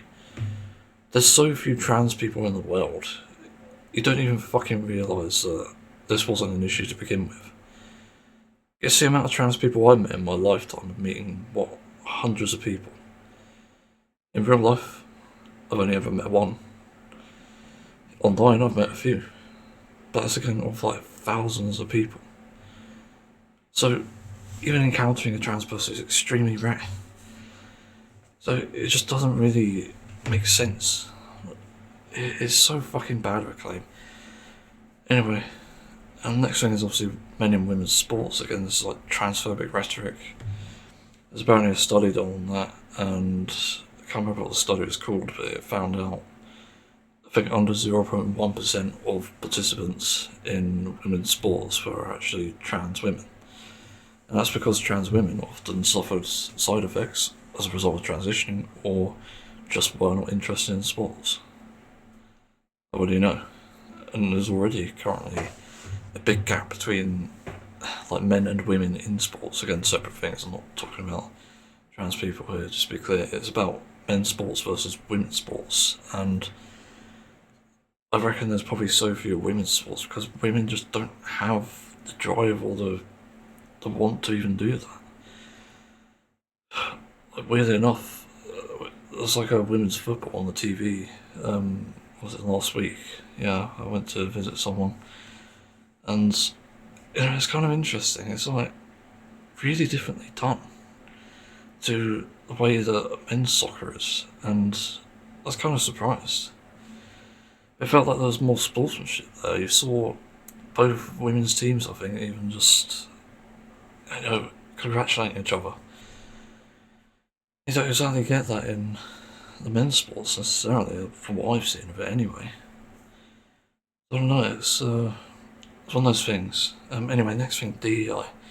I had to look this up a while ago. It's Disability, Equality, Inclusion. Yeah, what's horrible about it? This is the thing when you put out a claim like this, it needs to be justified, and you haven't justified it, much like everything else here. But as far as I know, disability never had an impact on America. Like, taxes go into, hopefully, disability. I hope they do anyway. I'm not 100% sure. I know there's some sort of benefit system there, but I don't exactly know how you get it. And in terms of equality, again, that ties in LGBTQ+, and probably even race as well. Again, it's just trying to treat people equally, which isn't really a problem. I mean, the fact that George Floyd was probably the only one to trigger a massive Black Lives Matter movement is probably good evidence that it could have been worse. Literally, what we saw was a case of a corrupt police officer just killing a guy in broad daylight by cutting off his airways. So it's just really shitty. But again, the fact that's like one of the worst things to even publicly happen. I mean, how is DEI a problem here? If anything, it's the police. It's always the fucking police that are the problem. Anyway, the next thing is horrible trade deals. Again, I can't comment on this, I'm not familiar with it, so I don't know, but the horrible trade deal I would say is probably Israel. Rampant crime. Again, the worst thing is probably George Floyd. There were like school shootings and stuff, obviously, but they still fucking happen. But ironically, there's more with Donald Trump here. There's more crime like that happening because of him.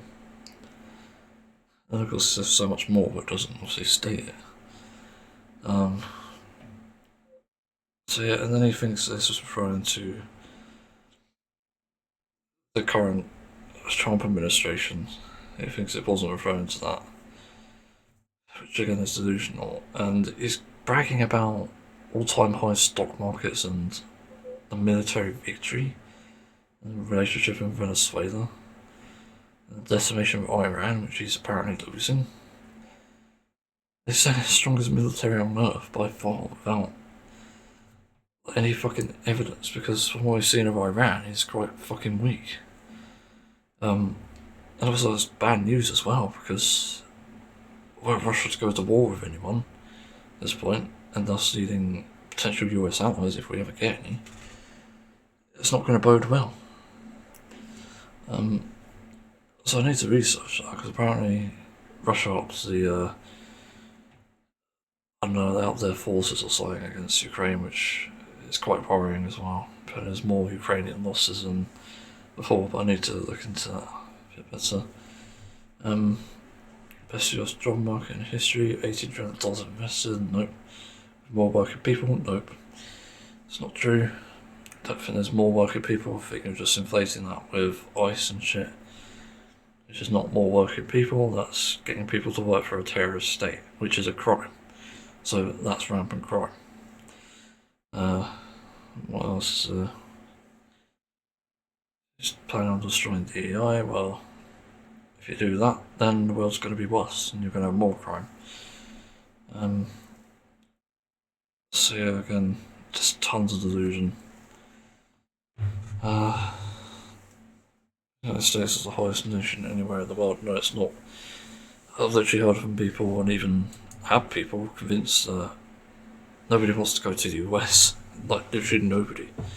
And you're even seeing it with the World Cup, apparently, where people are like practically not going to the World Cup because there's too much worry about what would happen, either being arrested by immigration forces or being targeted in attacks, or literally having it be a public display of like detrimental effects, literal terrorist attacks again.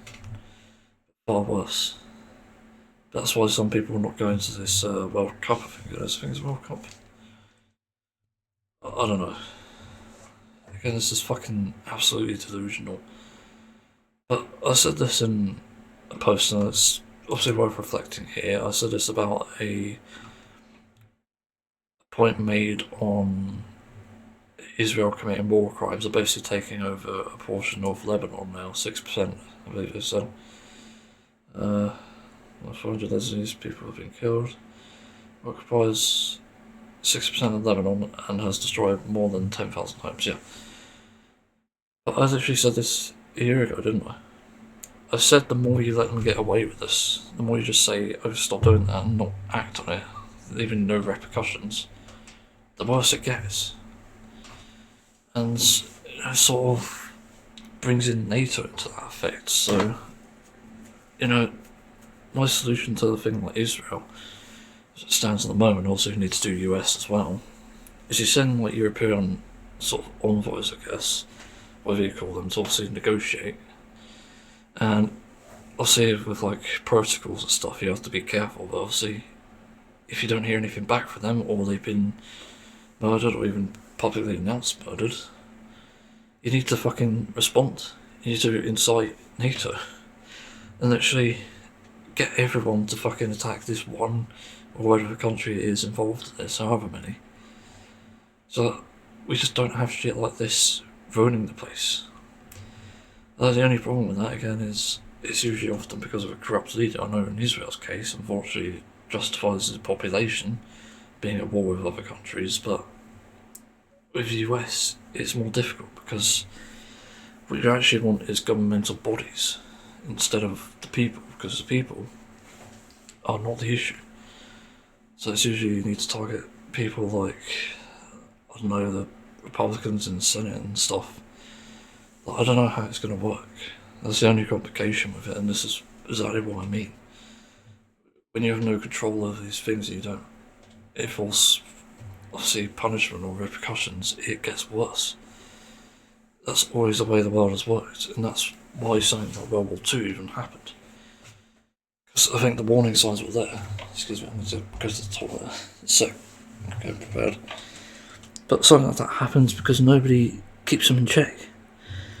I'm pretty sure people thought Hitler was a hero, and they're kind of like, oh, it's not a big worry at the moment. It's not going to do anything that bad, and then he did. Great. That's just great.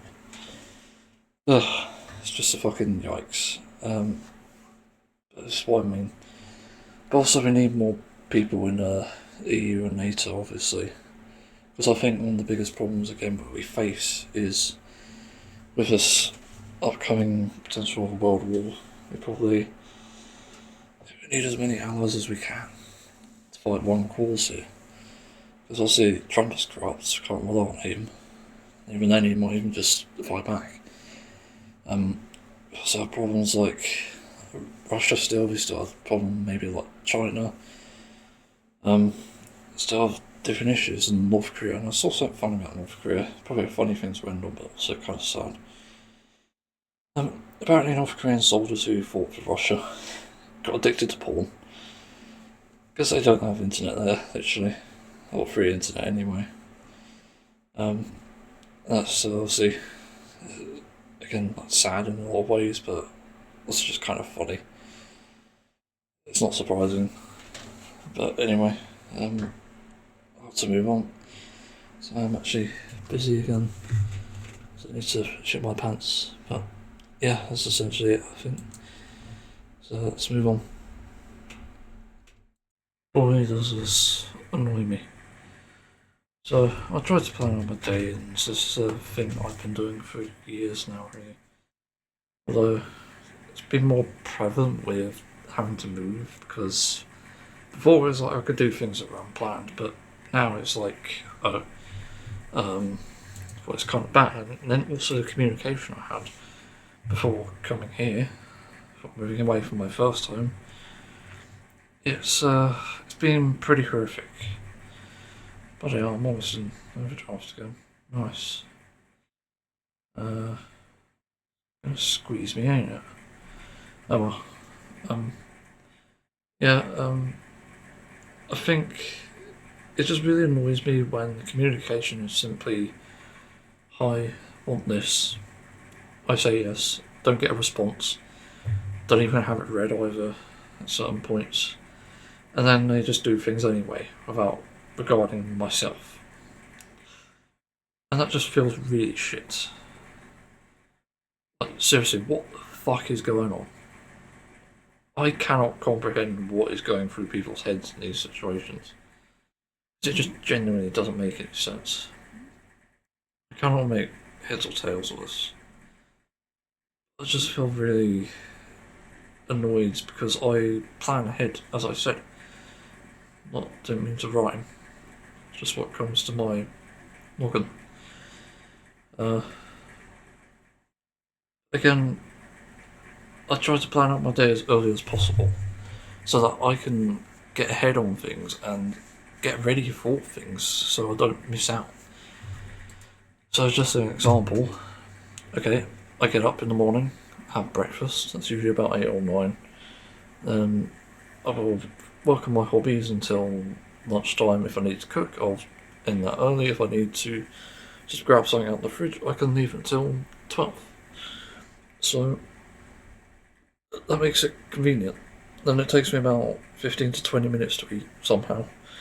I guess it's because I need to chew a lot more, and also if it's overwhelming in a way that's like sensory-wise, do need to be careful. Because even then I eat cold food a lot, but I don't warm it up, and that can be a bit stressful at times.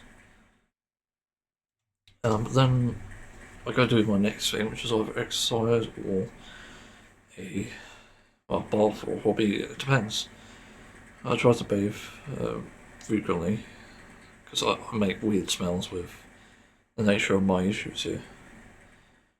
I try to get that in, and that takes anywhere from 20 minutes to an hour. It really depends, and also my thing sort of ties into that as well. The other thing, it's like a stress relief, I guess. But then after that, it's usually around 2 o'clock or 3 o'clock. I try to finish off the next hobbies, and until I get to about 4:30, I cook, and by about 5 or 5:30, I can be eating, and so that saves me time. And then I can finish off the rest before I do the browsing that I do. And then I can play games in the evening. It's quite busy and chaotic, admittedly, but I get sort of tracked behind because my Crohn's disease just plays up a lot now. It's been surprisingly a bit calm the last 2 days, but it's still not been perfect. But it's because of constipation as well. I felt like I needed to go just earlier. I don't know what happened there. It's very weird. It should have been having the urge to go, but it didn't exactly work the way it should. But yeah, that's basically all the free time I got on. Then I tried to get to bed by 11. I tried to read a book until I essentially fall asleep. Um, yeah, as I said, this is like the part of the stress that really gets me. It's when I do the things right, I plan ahead, very simple. Tell me a time. You don't need to tell me a date if it's obviously on the day, but the date will also matter depending on what it is. And I can fit things in, I can work my routine around that. That's how I've done it for years and how I did it in my first house. So, obviously now with the aspect that I'm trying to be more independent and stuff, I've just encountered too many issues with regards to that. To the point where it's really frustrating, and issues with home end up taking my time away. Just one example, this morning I got woken up by. Actually, the light first. I got woken up by light coming into my room because that's the nature of summer. Because mornings are now 5 o'clock rather than 7. But I wish it was 7. I probably need a new pair of curtains to be honest, and it might not be a bad idea actually. Hang on. Excuse us for a sec. Okay, that's wood. Not sure if that's plasterboard though. Probably is because the outside's brick, but it lets in a lot of fucking noise, so I might get some noise cancelling curtains to replace these IKEA ones. Even though I like the aspect of being able to see light through it, also having light travel through it, it's not optimal in the sense that obviously I can see light. I have got an eye mask if people wondered if I had that for some reason.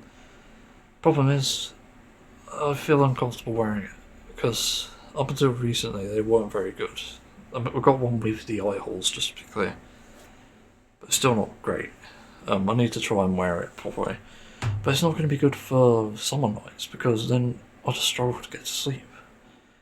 And even then, I don't really want to base my routine around accommodating for British summertime. Like, I don't want to go to sleep at 10 and then wake up at 5. Like, fuck off. That is just dumb. I get the idea, and that's probably what people do, but I just can't do that. It's too overwhelming for me, even given, again, the issues around the house and people waking me up. So it's just not great. But as I said, like the noises, I'll get back onto that. I got woken up by noises after that. So when I tried to sleep, I got woken up by that. And I don't know what they are. It felt like someone moving something around outside, but I couldn't tell. Couldn't even tell if it was someone closing a door upstairs or what. Like, I just can't figure it out. It genuinely doesn't make any sense. So I'm left guessing also what it is, whilst also worrying maybe it's something else. I don't know what it could be. But it does stress me the fuck out. And then, as I've said before, with this I hear other noises. I can't tell them apart from a knock on the door. Hello? I told you this was a problem, and it's been completely fucking ignored. And then they wonder why I'm stressed. Jesus fucking Christ. I've mentioned it several times. I've said too much noise in this house. Going through the walls, going through the door. They told me, oh, it's just going to happen. It's the way the house is built. And then they knock on the door, wonder why I'm not fucking answering. Are you kidding me? Literally laid out the fucking problem, and it gets ignored. Weird enough, it's been a common trope in my fucking life where people ignore things I've said or suggested, thinking they're going to be right, but because I'm a spaz or something, I'm not correct. What the fuck is going on? genuinely makes no sense. I don't get it. It's just so fucking horrific.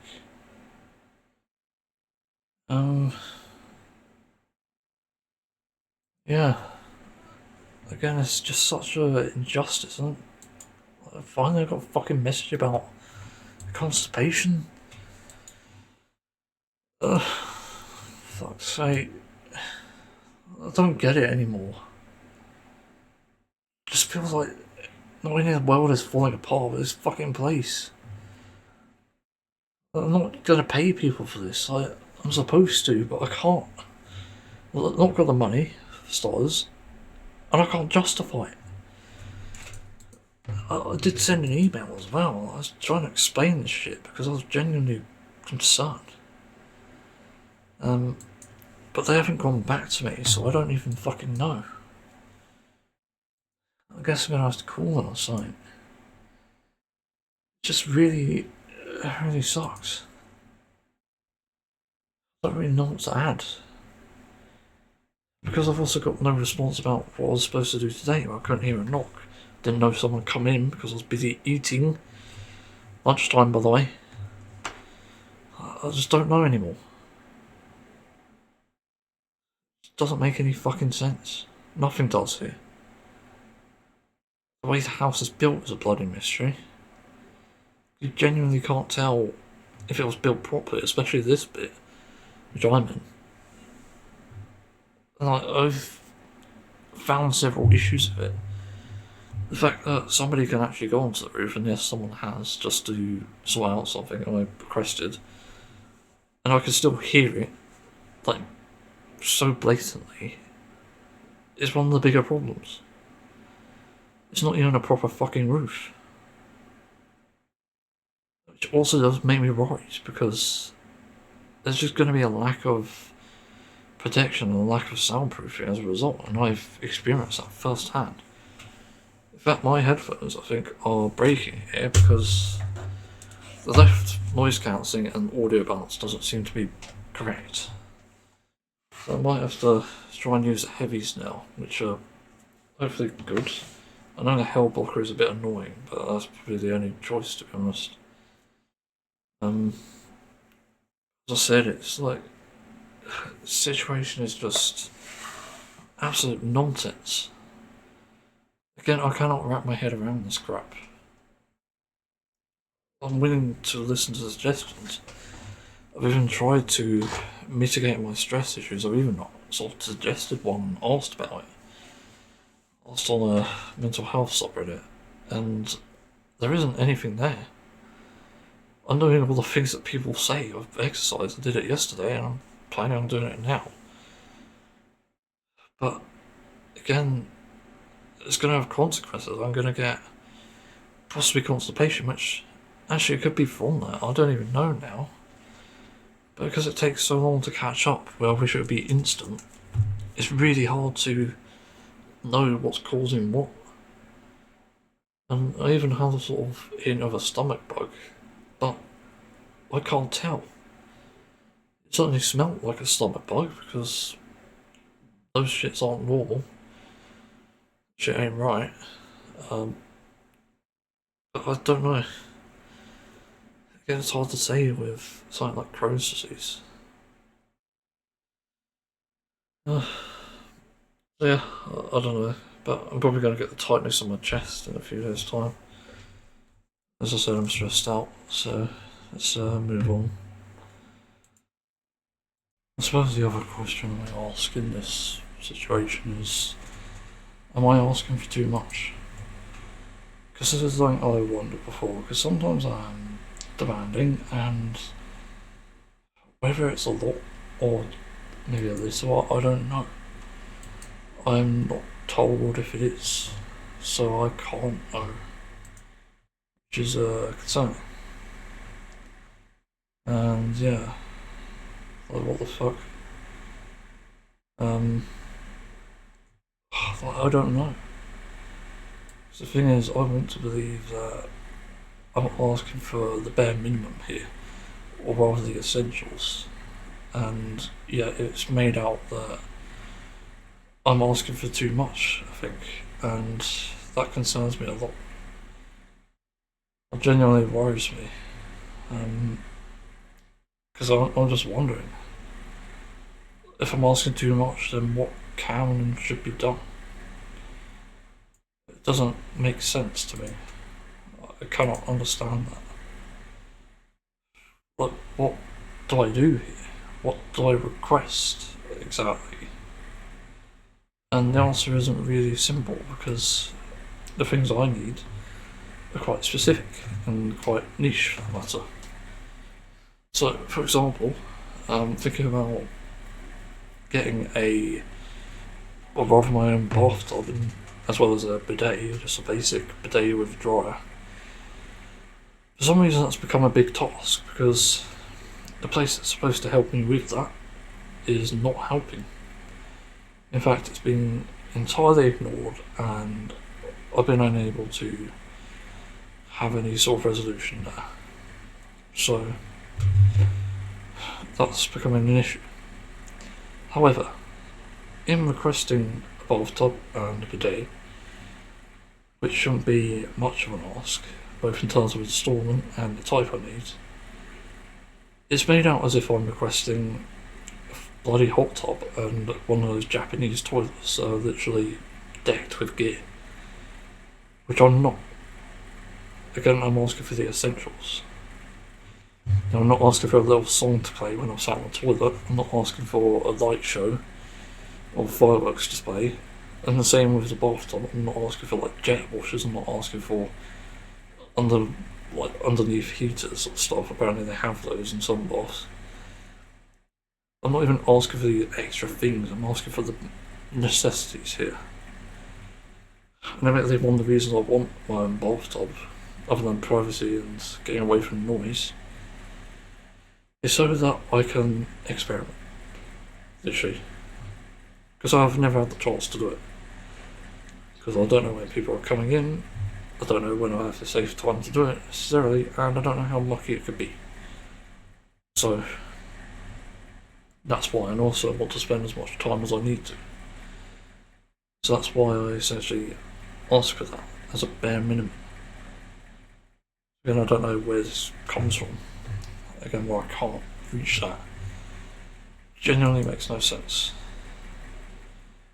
But again, I need to know if it is too much, and I'm thinking about confronting the person on it, but at the same time, it's kind of like they're going to say no, and then they're just going to do the same shit again. It's like whenever I request something, they ignore me, and then whenever I insist, they lie to me. It's genuinely baffling. I don't even know if there's any sort of authorities I can go to sort of get help with this, or even report the fact that nothing is helping. And given that I'm on the verge of experiencing a heart attack, it feels like every single fucking time I get stressed out, you know, something's going to happen, and they're not going to live it down, and neither will I, neither will my family, neither will my friends either, the few that I do have. Because this is just unacceptable. And even recently, there's another thing. I'm not sure if it's Vivaldi, but I'm pretty sure it's the internet in general here, but for some fucking reason, the internet keeps cutting out. It's just randomly. It's like, I watch a short, and then it suddenly stops and buffers. And even when I'm watching a video, sometimes it plays, it says that it's loaded a portion, it turns out it's on the 1080p premium, which I don't fucking want, by the way. It could piss off. But again, I'm seeing it buffer. So I don't know. Again, just at a loss here, it seems. I feel like I'm asking enough, but I don't think I'm asking too much. And that's obviously for others to decide on that. So again, I don't know. It's just really frustrating. There is no easy solution here, and I don't get it. Again, it's just one of those annoyances. Anyway, don't think I have anything else to add. that's pretty much it, I think. So yeah, let's move on. I don't know if anyone's ever talked about it before, but I do genuinely think that the downfall of politics is probably to do with not just obviously bad leadership, but also to do with people not voting. Also people not trusting the other side. So this is where my neutrality comes in. To be clear, it's not neutrality in the sense that I don't believe you should vote or don't believe you should follow a certain side. In fact, I follow the left and the progressives more, only because the truth led me to that. But the problem is, when people don't vote, they create a worse world for everyone else. And this is even more proven by not just anecdotes, but also the way the world responds to these things. It's actually pretty insane. Because when we think of voting, we also think voting for one or the other, or in UK's case, it's like 5 different policies, or even up to 8 at this point. And it gets complicated because obviously there's a lot to do in that. And it's kind of a frustration anyway to find someone to vote for. It's kind of difficult in that way. But I think it is an injustice in itself to just not vote. Just say it for what it is. Just isn't a good idea to not vote. Because in this current world, this current climate, we're seeing even more like a decline in terms of the way the world responds and reacts to things, and obviously quality of life is going down. When people stop trusting in politics, they think, oh, not stupidly, they think, my vote's not going to make a difference. If I don't vote, then I can't be held accountable. Except you can be held accountable, because that's what's causing these issues. When I look at the UK elections, for example, and the people who've been quote unquote fed up of current politics, and they refuse to vote because of that. But what do you think is going to fucking happen then? Nothing's going to change for you. Things are just going to get worse, and you think there's going to be this magic wand solution where people somehow deal with it for you? Are you fucking kidding me? That's not how the world works. If we had that, it would have happened the moment industrialisation started. Would have dealt with capitalism, would have dealt with a lot more issues. So I don't know where this idea comes from that there is a magic wand that wishes everything away. And even then, those who haven't voted are going to face the consequences, because guess what? Without that vote, without a vote for the side that's not reform, the side that's not Trump, there's going to be no change. In fact, the most change you're going to see is probably to do with everything bad in the world. But I mean, there's no change for the better. That's what I mean, there's a difference. Because you can have change for the worse as well. That's mainly what happens. That's what's going to happen under a reform government, for example, and even Labour in the UK. Are changing the leader, supposedly. The leader of the Labour Party and Prime Minister, for that matter. Even then, it's going to be someone who's much worse. Someone called like West Streeting in the UK. And even for the US, it's probably going to be someone, again, very bad for the situation. So you don't even know. It's probably not going to be as idiotic as someone like Trump, but still, there's going to be someone bad either way. So yeah, again, with this thing with voting is you can't really ignore it. Voting is there specifically to give you the option to change a certain party or leadership, and that's there for a reason. Always been there. Been there so that people can fucking get rid of whatever the fuck is pissing them off in the leadership. So a while ago it was probably Labour, and then it's Conservatives, and then it's Labour, and then it's now Conservatives again. It's going to be in the future anyway. And we're trying to get rid of like both. It's now Labour ex-Conservatives, I would say. As in X as in, you know, a matching ship. So all sailing in the same ship. It's essentially what's happening here. It's not inaccurate to call it Labour ex-Conservatives, because they literally are. They're not a party of the working class, they're not a party of good morals or understanding. There's no such thing. This is exactly why I say your vote matters. Because at the end of the day, you could have prevented something like this. Merely not Labour, but I mean the local elections at least. You could at least prevent them from having so many seats, and prevent Reform from having so many seats. And not to mention, the people who say they don't want to vote and lack of votes are also going to face the consequence. Because they've not voted, they've let in too many people who will corrupt the country and absolutely break the systems we have in place, and then put us at war with probably Ukraine and Iran and Lebanon, whoever it is. Whatever the next war is, we're going to be pulled into it on the bad side. And that's the danger. The danger we're in, and that's what no voting gets you. And when you see drone strikes hitting your houses, your families, your friends, strangers on the street you don't even know, remember that was caused by a lack of voting. So obviously that's on you. You have to put up with those war crimes on a daily basis because you refuse to vote. It's your responsibility now, and you need to be held accountable. Obviously, I've owned up to it. Obviously, since the United Kingdom protests and the anti-migrant narrative in the UK, I've taken accountability. I've cast my vote when I previously didn't really care.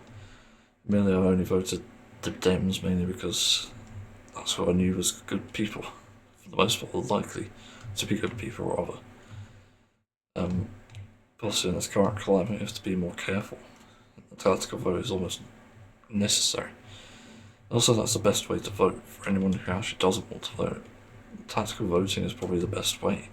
You look at what people say is the most evil and untruthful and corrupt party, most likely going to be someone on the right. Could sometimes be someone on the left, but you never know, like Labour. But that's the best way to know. It's probably the same in the US, as far as I'm aware. So that's why this needs attention and why people need to start obviously voting. Because I just see more issues coming as a result of inaction. It's going to be ridiculous, the amount of suffering we see as a result of corrupt parties like this. Corrupt politicians like that, so as I said, I'm sick and tired of this as well. But it's not going to change by doing nothing.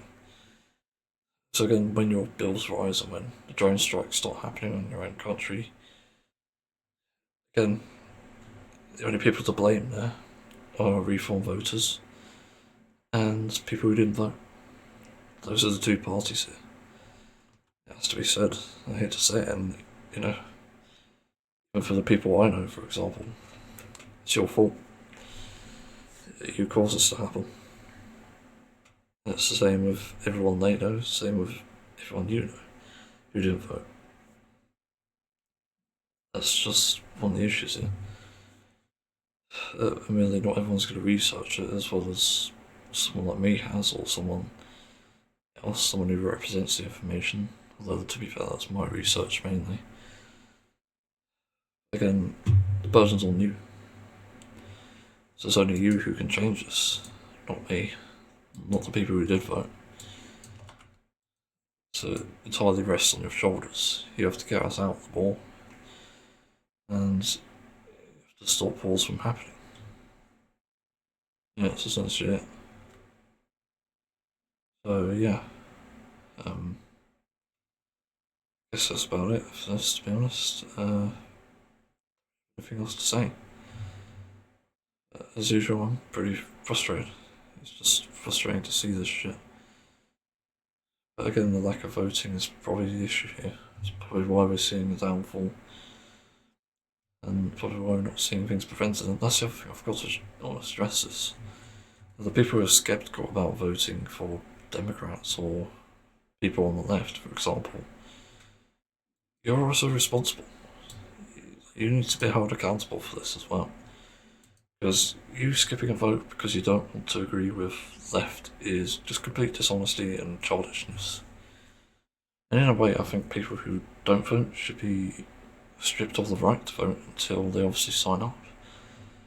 Because the way it currently stands, I think it's a bit of an injustice to have so many people able to vote who don't vote, and then this shit happens. You get a Trump, you get a Nigel Farrage. It's absolutely fucking ridiculous. And then the people who do have the option to vote, but obviously don't do it, I think need to be questioned.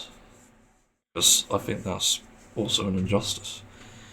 Because it fucks with the system and it fucks with, again, the possible votes you can have. If anything, it should be prompted. And one of the systems I think you could do with having, for example, although this is kind of a risky one, is an online system. So basically, as long as you're registered to an address and you have passport or ID to prove it, and you're obviously signed up to vote, obviously you get a postal ballot, and you get the option to do it online instead. So with that, you get a specific ID that's like a random set of numbers and letters, and basically it's really hard to sort of scramble it. But also it includes things like hyphens and slash, maybe not slash. I don't know, but it needs to register either way. So you've got all these complicated things in between, to sort of make it possible to vote online. And it shouldn't be too complicated. Maybe it should be like 10 characters. I don't know. Someone with good AI knowledge and security knowledge would probably answer that. That's probably one way you can make it accessible. Because admittedly, accessibility can be an issue. I know when I got my letter to say, oh, you're due to be voting at this location, I'm like, what? But I can't go out because I'm just too fucking fed up. I don't like going out. I don't want to go somewhere like that where it's going to be like fucking reform voters, probably. But yeah, again, it's just frustrating. But I eventually got the postal vote, which is good. Don't know if it counted because I put the letter up, I asked someone to help me deliver it, and it disappeared. Don't know what happens. Could be that housemate fucking trucks it away. I don't know. Didn't see it luckily. But I have no idea. So yeah. Do we have anything else to add? To be honest, I think that's about it. Yeah. So let's see. Do you vote? Do you research and understand? Let's move on to the next topic. This is something I've been thinking about, I guess, with, let's say, political situations. We'll see about what I said about, well, the lack of people voting. And I honestly think it's important to address it because I find that, so let's focus up on my phone. I think the problem is people are just lazy and they don't realise how stupid they are. I think one of the things to consider is actually basically fighting fire with fire. That's the best way I see people being convinced of something here. So say the midterms come up in the US and there is actually a voting system, assuming it's not demolished by then. Oh, okay. The thing we need to do then is convince people who are too lazy to vote or too untrustworthy of Democrats to start voting. Have conversations in your communities, talk to people who say that they used to support Trump, and explain the problem. Because this is how you're probably going to win votes. And the fact that they don't already do that is an issue in itself. That's why we likely have the issues we have now. I think that is extremely important. So people do need to be paying attention, doing the right thing here, obviously. So I think that's probably where we're losing the battle. And yeah, like, what am I supposed to add here exactly to even convince people? I think fighting fire with fire in a way is probably one of the ways to do it. I could be wrong. The way I see it, the way that Trump has been acting online and stuff, it seems almost necessary to be as, it's like, as snarky as he is, as stupid as he is almost. But even though that can be damaging, it's not exactly a bad strategy, but also it's probably worth even doing things like, what do I call it? You know, like character attacks, obviously, like he does. And I think that'll get people thinking, because when people realise, obviously, now that Trump is so stupid, the character attacks will get the most attention. So say that Bernie Sanders, even though apparently he's not the best person for the job, starts to attack Trump, like online, just saying like, "Oh, you're a big fat orange cunt, aren't you?" Like that. Maybe not as immature, but you know, similar sort of thing. The insult is there. The mark is made. And then people see that and think, oh, okay, I like the jig of this Bernie guy, so they might consider voting him. Again, not the best choice, but still, something. And that's probably one of the ways to do it, I think. I could be wrong. And yeah, like, that's one of the things you can do.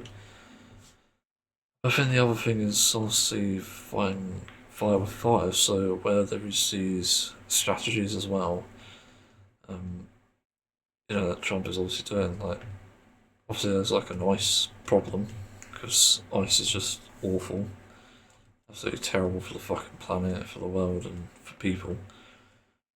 But I think Democrats need to propose something stronger than ice. It could be like based around peace, for example, and that could be one of the big selling points of Democrats.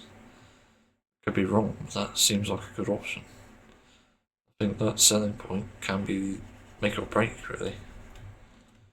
Could be the thing that very much gets things under control here. And again, for the better. That's kind of the point. So, you know, you have the opposite of ice here and just do something beneficial from that. So, like, I don't know what it could be. It could be like, say, bringing people to their homes and stuff, or, you know, offering free transport, for example. So, you have like guards literally in place to support immigrants. I don't know if that's exactly a good idea, to be fair, but I think there's maybe a place for it. So that people are obviously on the right side of history, and it's good for those, but the people who disagree with it also need to be convinced. This is what I mean. Because people are skeptical about Democrats, but you need to show them that they're wrong. I think that's the only way you're going to do it. You can literally just show that, or you can literally just wear the Republican mask. You just say the Republicans but blue. You say Republicans but left. That's all works. I mean, that's not exactly false either. So it's one of those things. Like, it's hard to say what the best option is, but that kind of is what you're supposed to do here. And it's the same thing I've said about addressing reform in the UK. They're currently destroying it. Assholes. Trying to think. I suppose the other thing is, and this is really important as well, it's about scaremongering and fearmongering. Yes, it's a sort of low-hanging fruit. It's also not very nice. But do we have any choice? Because that's the question I ask when it comes to addressing this. But do we genuinely have any choice in this? And I don't think we do exactly. So I think that's a place that needs to be talked about. Because I don't think it's going to change otherwise. So, again, the fear mongering is probably a big thing. So rather than say something like, oh, we can reduce your your cost of living, your cost of bills or anything. You could just say something like, under Trump, you're gonna have this, or under Republicans, you're gonna have this, and it's like a number that's actually estimated. So again, you're literally getting them thinking. It's like your bills could go from, let's say, for, I don't know, rent, or not, maybe not rent, maybe electricity or gas. Gas actually a big one.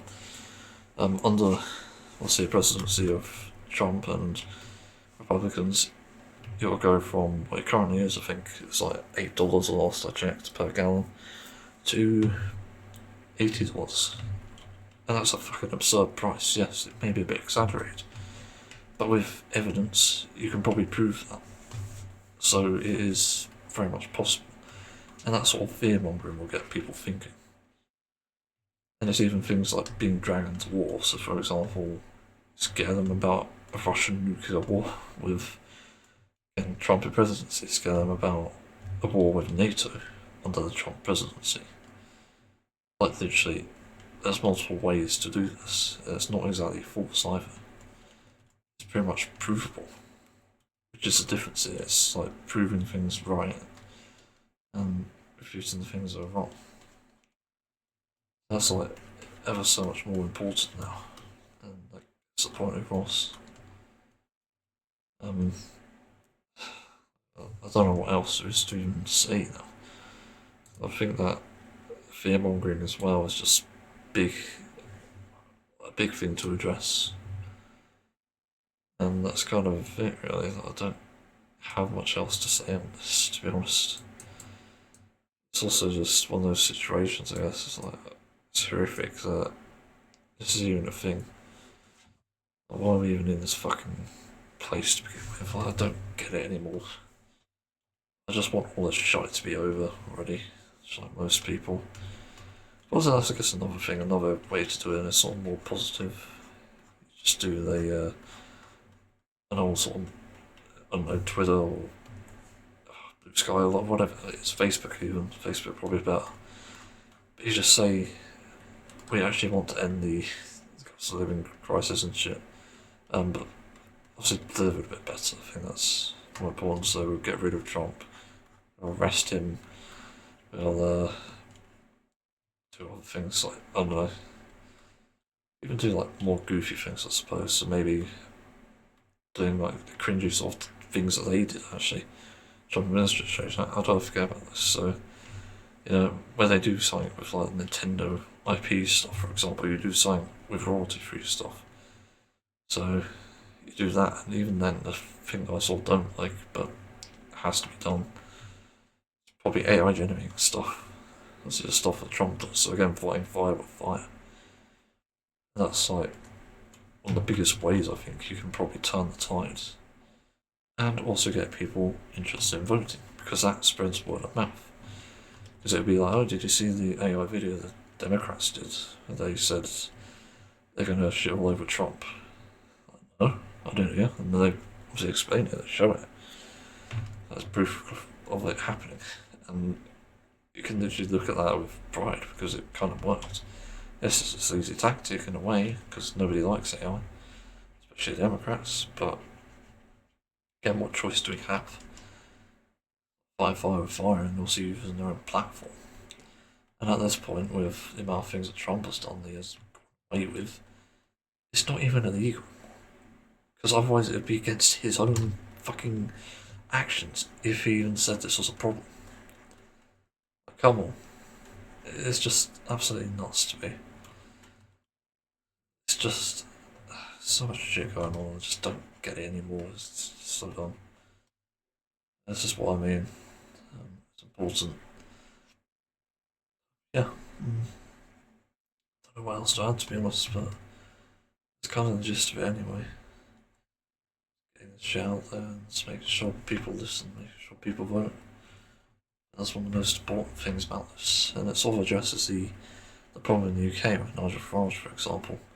I saw a post on Blue Sky about that, and again, I think the strategy is to fight fire with fire, cause an outrage, cause many different problems. So, you know, instead of doing what Zach did, which was like bring hope back, you could say something like, that wasn't me of yesterday. Today, I'm here with a message of hate. I can hate these things, I can dislike this. I hate the cost of living crisis, for example. And even like make fun of yourself. So, you do something like, I don't know, I may not have paid my council tax or something, that recent controversy. But I know for sure that I would come across as, I don't know, something cringy maybe. There's something out there. It's something that will stick. I can always guarantee that if you put your heads together, actually think about it, there is likely a way to beat reform and likely a way to beat Trump. There's something out there. But again, when you get to see something kind of work anyway. So it's just, again, something that's there. Something to consider, something to think about. Hopefully there will be a solution to it at some point. Yeah, what's it else? But that's essentially it. Yeah, anyway, I think I shall move on. So, this might be a fun topic, but also it's kind of frustrating as well. It's about music. It's a good place to regress, gets my mind off other shit. So, believe it or not, there are bands like Blacklist. I mean, it's in my head because there aren't enough to make me exactly blacklist them for, well, there's not enough bands to blacklist, basically, or artists for that matter. And this is primarily due to the fact that there's issues with artists or bands that obviously I wouldn't want to listen to. So, for example, Ted Nugent. I'm like 99% sure he's like a animal hunter, which is fucking horrific. And I'm pretty sure he's a Republican as well. So, yeah, fuck him. But there's also, I guess, like bands as well who I just purposely avoid and will avoid. So the list gets bigger as the day goes by, it seems. But it started with a few years ago, Stuff, when initially the January, wasn't it? Basically, when Trump asked people to storm the White House, apparently the guitarist of Stuff joined them, which to me is pretty unforgivable. Not only is that a fucking crime, it's also just abhorrent. Like, fuck, I used to enjoy Stuff because it was different. Generally had some different vibes to it, and I could enjoy the music, but knowing what I know about that dickhead, no, I don't really want to listen to that band. Like, fuck that. And it's kind of a shame because it is a waste of talent to always go that route. And I have to mention this thing I saw recently actually about how politics and political beliefs between band members, or lack thereof, the political beliefs, I mean, it can tear bands apart, and apparently System of a Down actually managed to overcome that and still remain on stage as friends despite the beliefs. But I will say that it's kind of problematic because it's kind of like asking for a unicorn. This shouldn't work, this shouldn't exist, and yet it does. So again, it's like that. But do I agree with that though? Should you rather tolerate bandmates being completely bigoted and differences like this? In my opinion, no. You're gonna have things you disagree with, for sure. But I think you should be obviously having the same beliefs, especially with things as critical as that. If it turns out, like, for example, that Serge Tankian, I doubt what he is, I think he's actually probably pro-Palestinian, but if he's a Zionist, like, fuck, I'd not listen to the band. But if someone else is like a big Trump supporter, then again, I just feel like not listening to the band, not acknowledging them.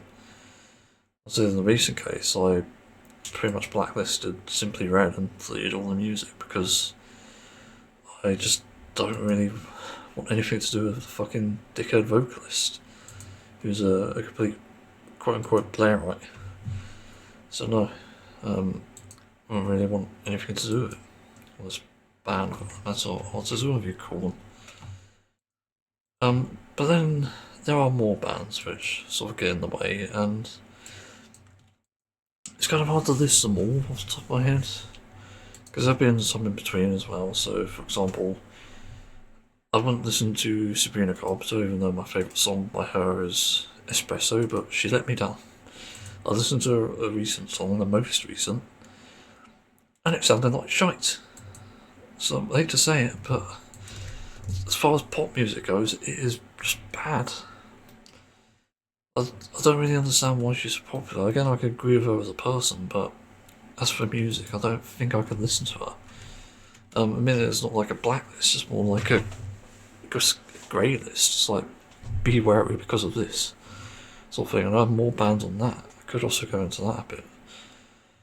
I guess on that Greylist as well is probably someone like Red Hot Chili Peppers and any other band that's gone the route of shitifying their music. Like Parkway Drive, for example. Architects recently redeemed themselves, but they used to be on that list. I can't think of who else. There's been many others, I know that. Megadeth probably used to go onto the Greylist. Again, this is like the thing. I become wary of bands and artists over time, not just because of personalities, but because of also how they make music. There's even suspicions about certain bands as well that I'm not sure how true they are. I remember hearing something about the Red Hot Chili Peppers, for example, where apparently they were involved in like a, I think it was actually like a gang rape or something. I don't know how true it is though, because I haven't found really any sources on that. If that's true, it's fucking horrific, obviously. So I'm not sure if I'd hear them saying ever again. If that is true. I know they're sleeping with a lot of people, but it's just terrible. Obviously that would deem them a blacklist, assuming they haven't learned from it. But the other thing, I guess, let's go back to the blacklist. Yeah, Greylist. I should mention these bands as well. So, one of them that appears on there is All That Remains. Because I heard the vocalist is transphobic. I don't understand how though, because they have some pretty deep songs about suicide, and then they're making shit like this as vocalist is. It's just very bizarre. And then there's a band like, I might have got the name wrong, but Slaughter to Prevail, I believe. There's so many bands with similar names. There's like Pierce the Veil and Slaughter to Prevail, which sounds similar. But I'm pretty sure it's Slaughter to Prevail, but apparently the vocalist, or maybe ex-vocalist, hopefully, murdered his wife. And again, that's fucking horrible. It reminds me of another Greylist, actually, Linkin Park. Got the Scientology woman on there, for some reason. So again, that's sort of a bit of a red flag there. Again, it's just like one person could just really fuck it up, in all honesty. I guess like actually no, that's not fair. I was going to say Black Sabbath because of Geezer Butler. He seemed like a decent person at first, but then following his Facebook around 4 or 5 years ago, he put up a post advertising fucking NFTs. Was it crypto? I think it was one of them. So I found NFT was crypto, and I was just like, you know what, fuck you. I'm deleting your music, I'm deleting that. But Black Sabbath is a Greylist, and yeah. I found that incredibly stupid though. It's kind of crazy given how intelligent he could be. And how many songs he's written as well. Like, definitely talented, but fuck me. Some of these things just don't make sense. But again, it's like forgivable. I think the Greylist means that there's room for forgiveness if there was any change of heart. And what's the next band I was thinking of? I swear there was one in between. I guess Metallica goes on there. Like, almost 10 albums later, it feels like I'm just still not impressed with their music. It still sounds shit. Even Lux Eterna, which was supposedly a return to form, but it wasn't. And even Megadeth isn't that shit, I have to admit. So I don't know what's going on with them. It's just disappointing to see that. So yeah, we'll see. Fuck that, I'm not listening to them again. Metallica should have stayed in the past, and that's that. And also, I guess adding to like a Greylist here, because it's sort of relevant but also kind of unfair in a way. But Korn, I think after the first 3 albums it just got boring as fuck. I just couldn't stand it. So it's like, okay, I'm not really fussed about this. I actually ended up skipping a lot of the albums, not albums, I mean songs, because I listened to it about 1 minute, look at hooks, got bored, then moved. Another Greylist, probably Opeth, because they did that thing again when they're out of, let's do a different genre of music, which can be good, but they decided to go a very boring route, which is rock music. I can like rock music, I like Hendrix, I like even like some of the Eric Clapton stuff, but that, no. It's not even remotely close to them, but that's mainly because I prefer melodies over, obviously, rhythms and stuff. Yeah, melodies matter more. But I think the next Blacklist I picked is Disturbed. Disturbed, ironically, has a disturbing vocalist, it seems. Apparently he's quite vocal about supporting the Israelis in the genocide. It's just a major yikes. So, at one time I was considering listening to them, but no, not really. I don't even want to reference the famous song. Because now I only associate with that sickness with, well, genocide, obviously. It's not obviously a good thing. But it's, again, really hard to look past. Because it isn't a thing, and I guess I have to explain this as well. I'm not idolising bands or anything. I think that sort of shit is stupid.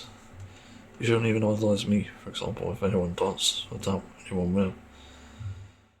But it's often a dangerous thing, because they'll build you up to let you down or something, or they'll do something to annoy you or piss you off or disagree with, and it's just not worth it, really.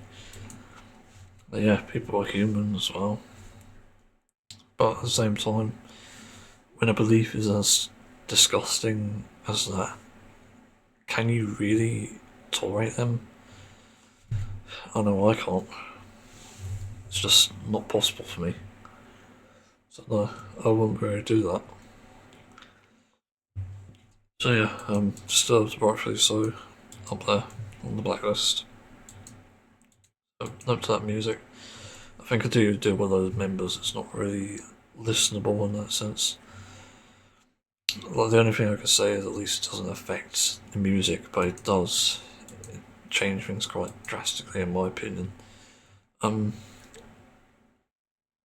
what's the other thing I was thinking of?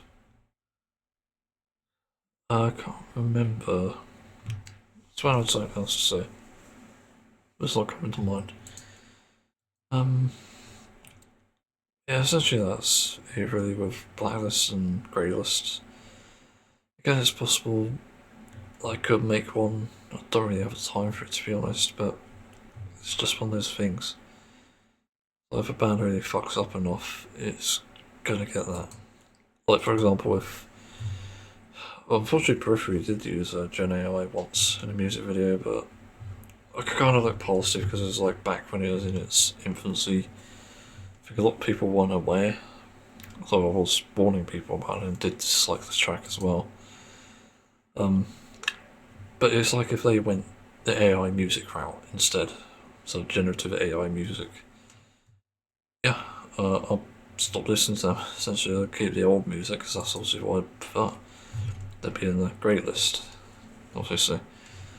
That's God, imagine if Greylist means something else entirely and I just said something really wrong. I don't know. Yeah. So, that's really the point with that, I think. Again, I just can't stand the fact there are artists and bands out there who just completely ruin their image through shit like this. Like supporting a genocide or being evil. Oh, that's not the wonder section. Because I wondered, like, what's the deal with dissection? I never hear anyone talk about them. I never hear anyone say that they like them. Maybe they have decent music. Apparently, the band engaged in some sort of animal sacrifice rituals, which is just it's fucking gross. I know black metal and stuff has its roots in that sort of thing, but we're past that age now. Like, come the fuck on. And also, it's quite immature as well to do. I'm not gonna lie. So that's the sort of shit kids would do.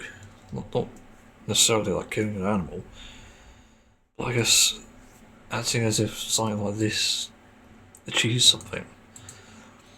There are plenty of fucked up kids out there as well. Not to mention that they probably can like kick the cat or kick the dog. I know kids do that anyway, but it's all the same thing there. But I also have to point out people's hypocrisy with that when it comes to, say, a case of arguing against them about animal sacrifice. If you eat animals, you're not any different. It's not the truth that people want to hear, but I think you have to, because that's the reality. It's literally no different. They sacrifice animals for something, some sort of pleasure or contacting a demon, and then you sacrifice yours for trivial pleasure, for a brief moment of taste, and for the cost of a life, which is just fucking ridiculous. Anyway, I haven't really got anything else to say here, as far as bands go. Yeah, so anyway, let's move on. Well, I just finished Periphery's Pale White Dot. I don't know how new this is exactly, because I hadn't heard about it until now, which is weird, and apparently all the lyric videos went up, like, yesterday, or something. But then you got other songs which came with music videos and stuff. But yeah, as a Periphery fan, this is bizarre. Basically, it's good, but I'll describe it as crazy album that goes crazy places made by crazy people, and I'm a wanker. So that's how I'd sum it up. It's a interesting album. It definitely goes places. The tunings are much lower this time. I tried to look it up. It says like A sharp 1, I think it is. There'll be A sharp 0 if you're a peasant. But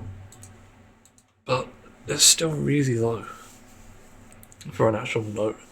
It's literal, almost bass tuning. It's like the B string tuned to A sharp almost, on the bass for me. But yeah, it's pretty crazy how low this goes in terms of the tuning, and the tones are great as well, obviously. I wouldn't expect anything more. I did enjoy this album for the most part. Certainly liked a few tracks anyway. I think some of my favourites probably Everyone Dies Alone, Talk, Heaven on High, which has a very Pliny vibe. It's because I'm a fan of Pliny, Plini. I don't know. But it has vibes to that and a great guitar solo. It's probably one of my favourite Periphery guitar solos because it's just so different. I was almost jaw drops listening to it because it's like, wow, this does not feel like Periphery, but it's great either way. And I could love it for that. Anyway, the next track I liked was Unlocking and Subhuman, which was scary. I needed someone to hold my hand for that. And finally Neon Valley, which fucking goes places. Like, what the fuck? Actually, one of the craziest tracks in that, because it's got so much going on. You know, compared to other modern metal bands out there, would I say it's better than some of them? In areas, yeah, but it does feel a bit samey, and to be honest, I'm not interested in why they changed the sound exactly. Merely it's better than the last album, I think. There's probably more here I like than the previous album, which was really meh. That was 2022. But yeah, I don't really have much else to say about this, to be honest. Like, Spencer's singing is probably the best it's ever been. Um, I'm still not familiar with all the names of people for some reason, but yeah, everything's just played quite well. So I do find that interesting. What else? Is there anything else in this? I don't think so. But I'm sure that it just has a vibe to it. This album, it'll probably be remembered, and it won't be a massive deal either way. I think later on, anyway, if people forget. But this is the problem with modern metal. It falls into these traps where you're just turning into like a one-note band essentially, which I don't know is the core of Gent. But the problem is saying that there's a gimmick with Gent that made it really good, and what also hooked me into it as well was that it wasn't just single notes. Yeah, it was goofy single notes, but you turned that into something. You moved it. You had a call and response essentially. And that's what a lot of old Periphery was based on essentially. But that seems to be nearly forgotten now, which is also a little sad. Although this does still move, which is good. But I don't think it's moving enough in places, and that's probably my only criticism of this. Where there is criticism anyway. Yeah, I think overall though I can recommend it. Not necessarily if you're a fan of Periphery, but if you're a fan of modern metal, it could be something for you. Especially with the really fucking low tunings. I will say as well, I forgot to say this. I think Misha is he still a guitarist? This never really checked. Who titles? Uh, okay, it's everyone but the band. Okay, let me check this one instead. Um, yeah, Misha still.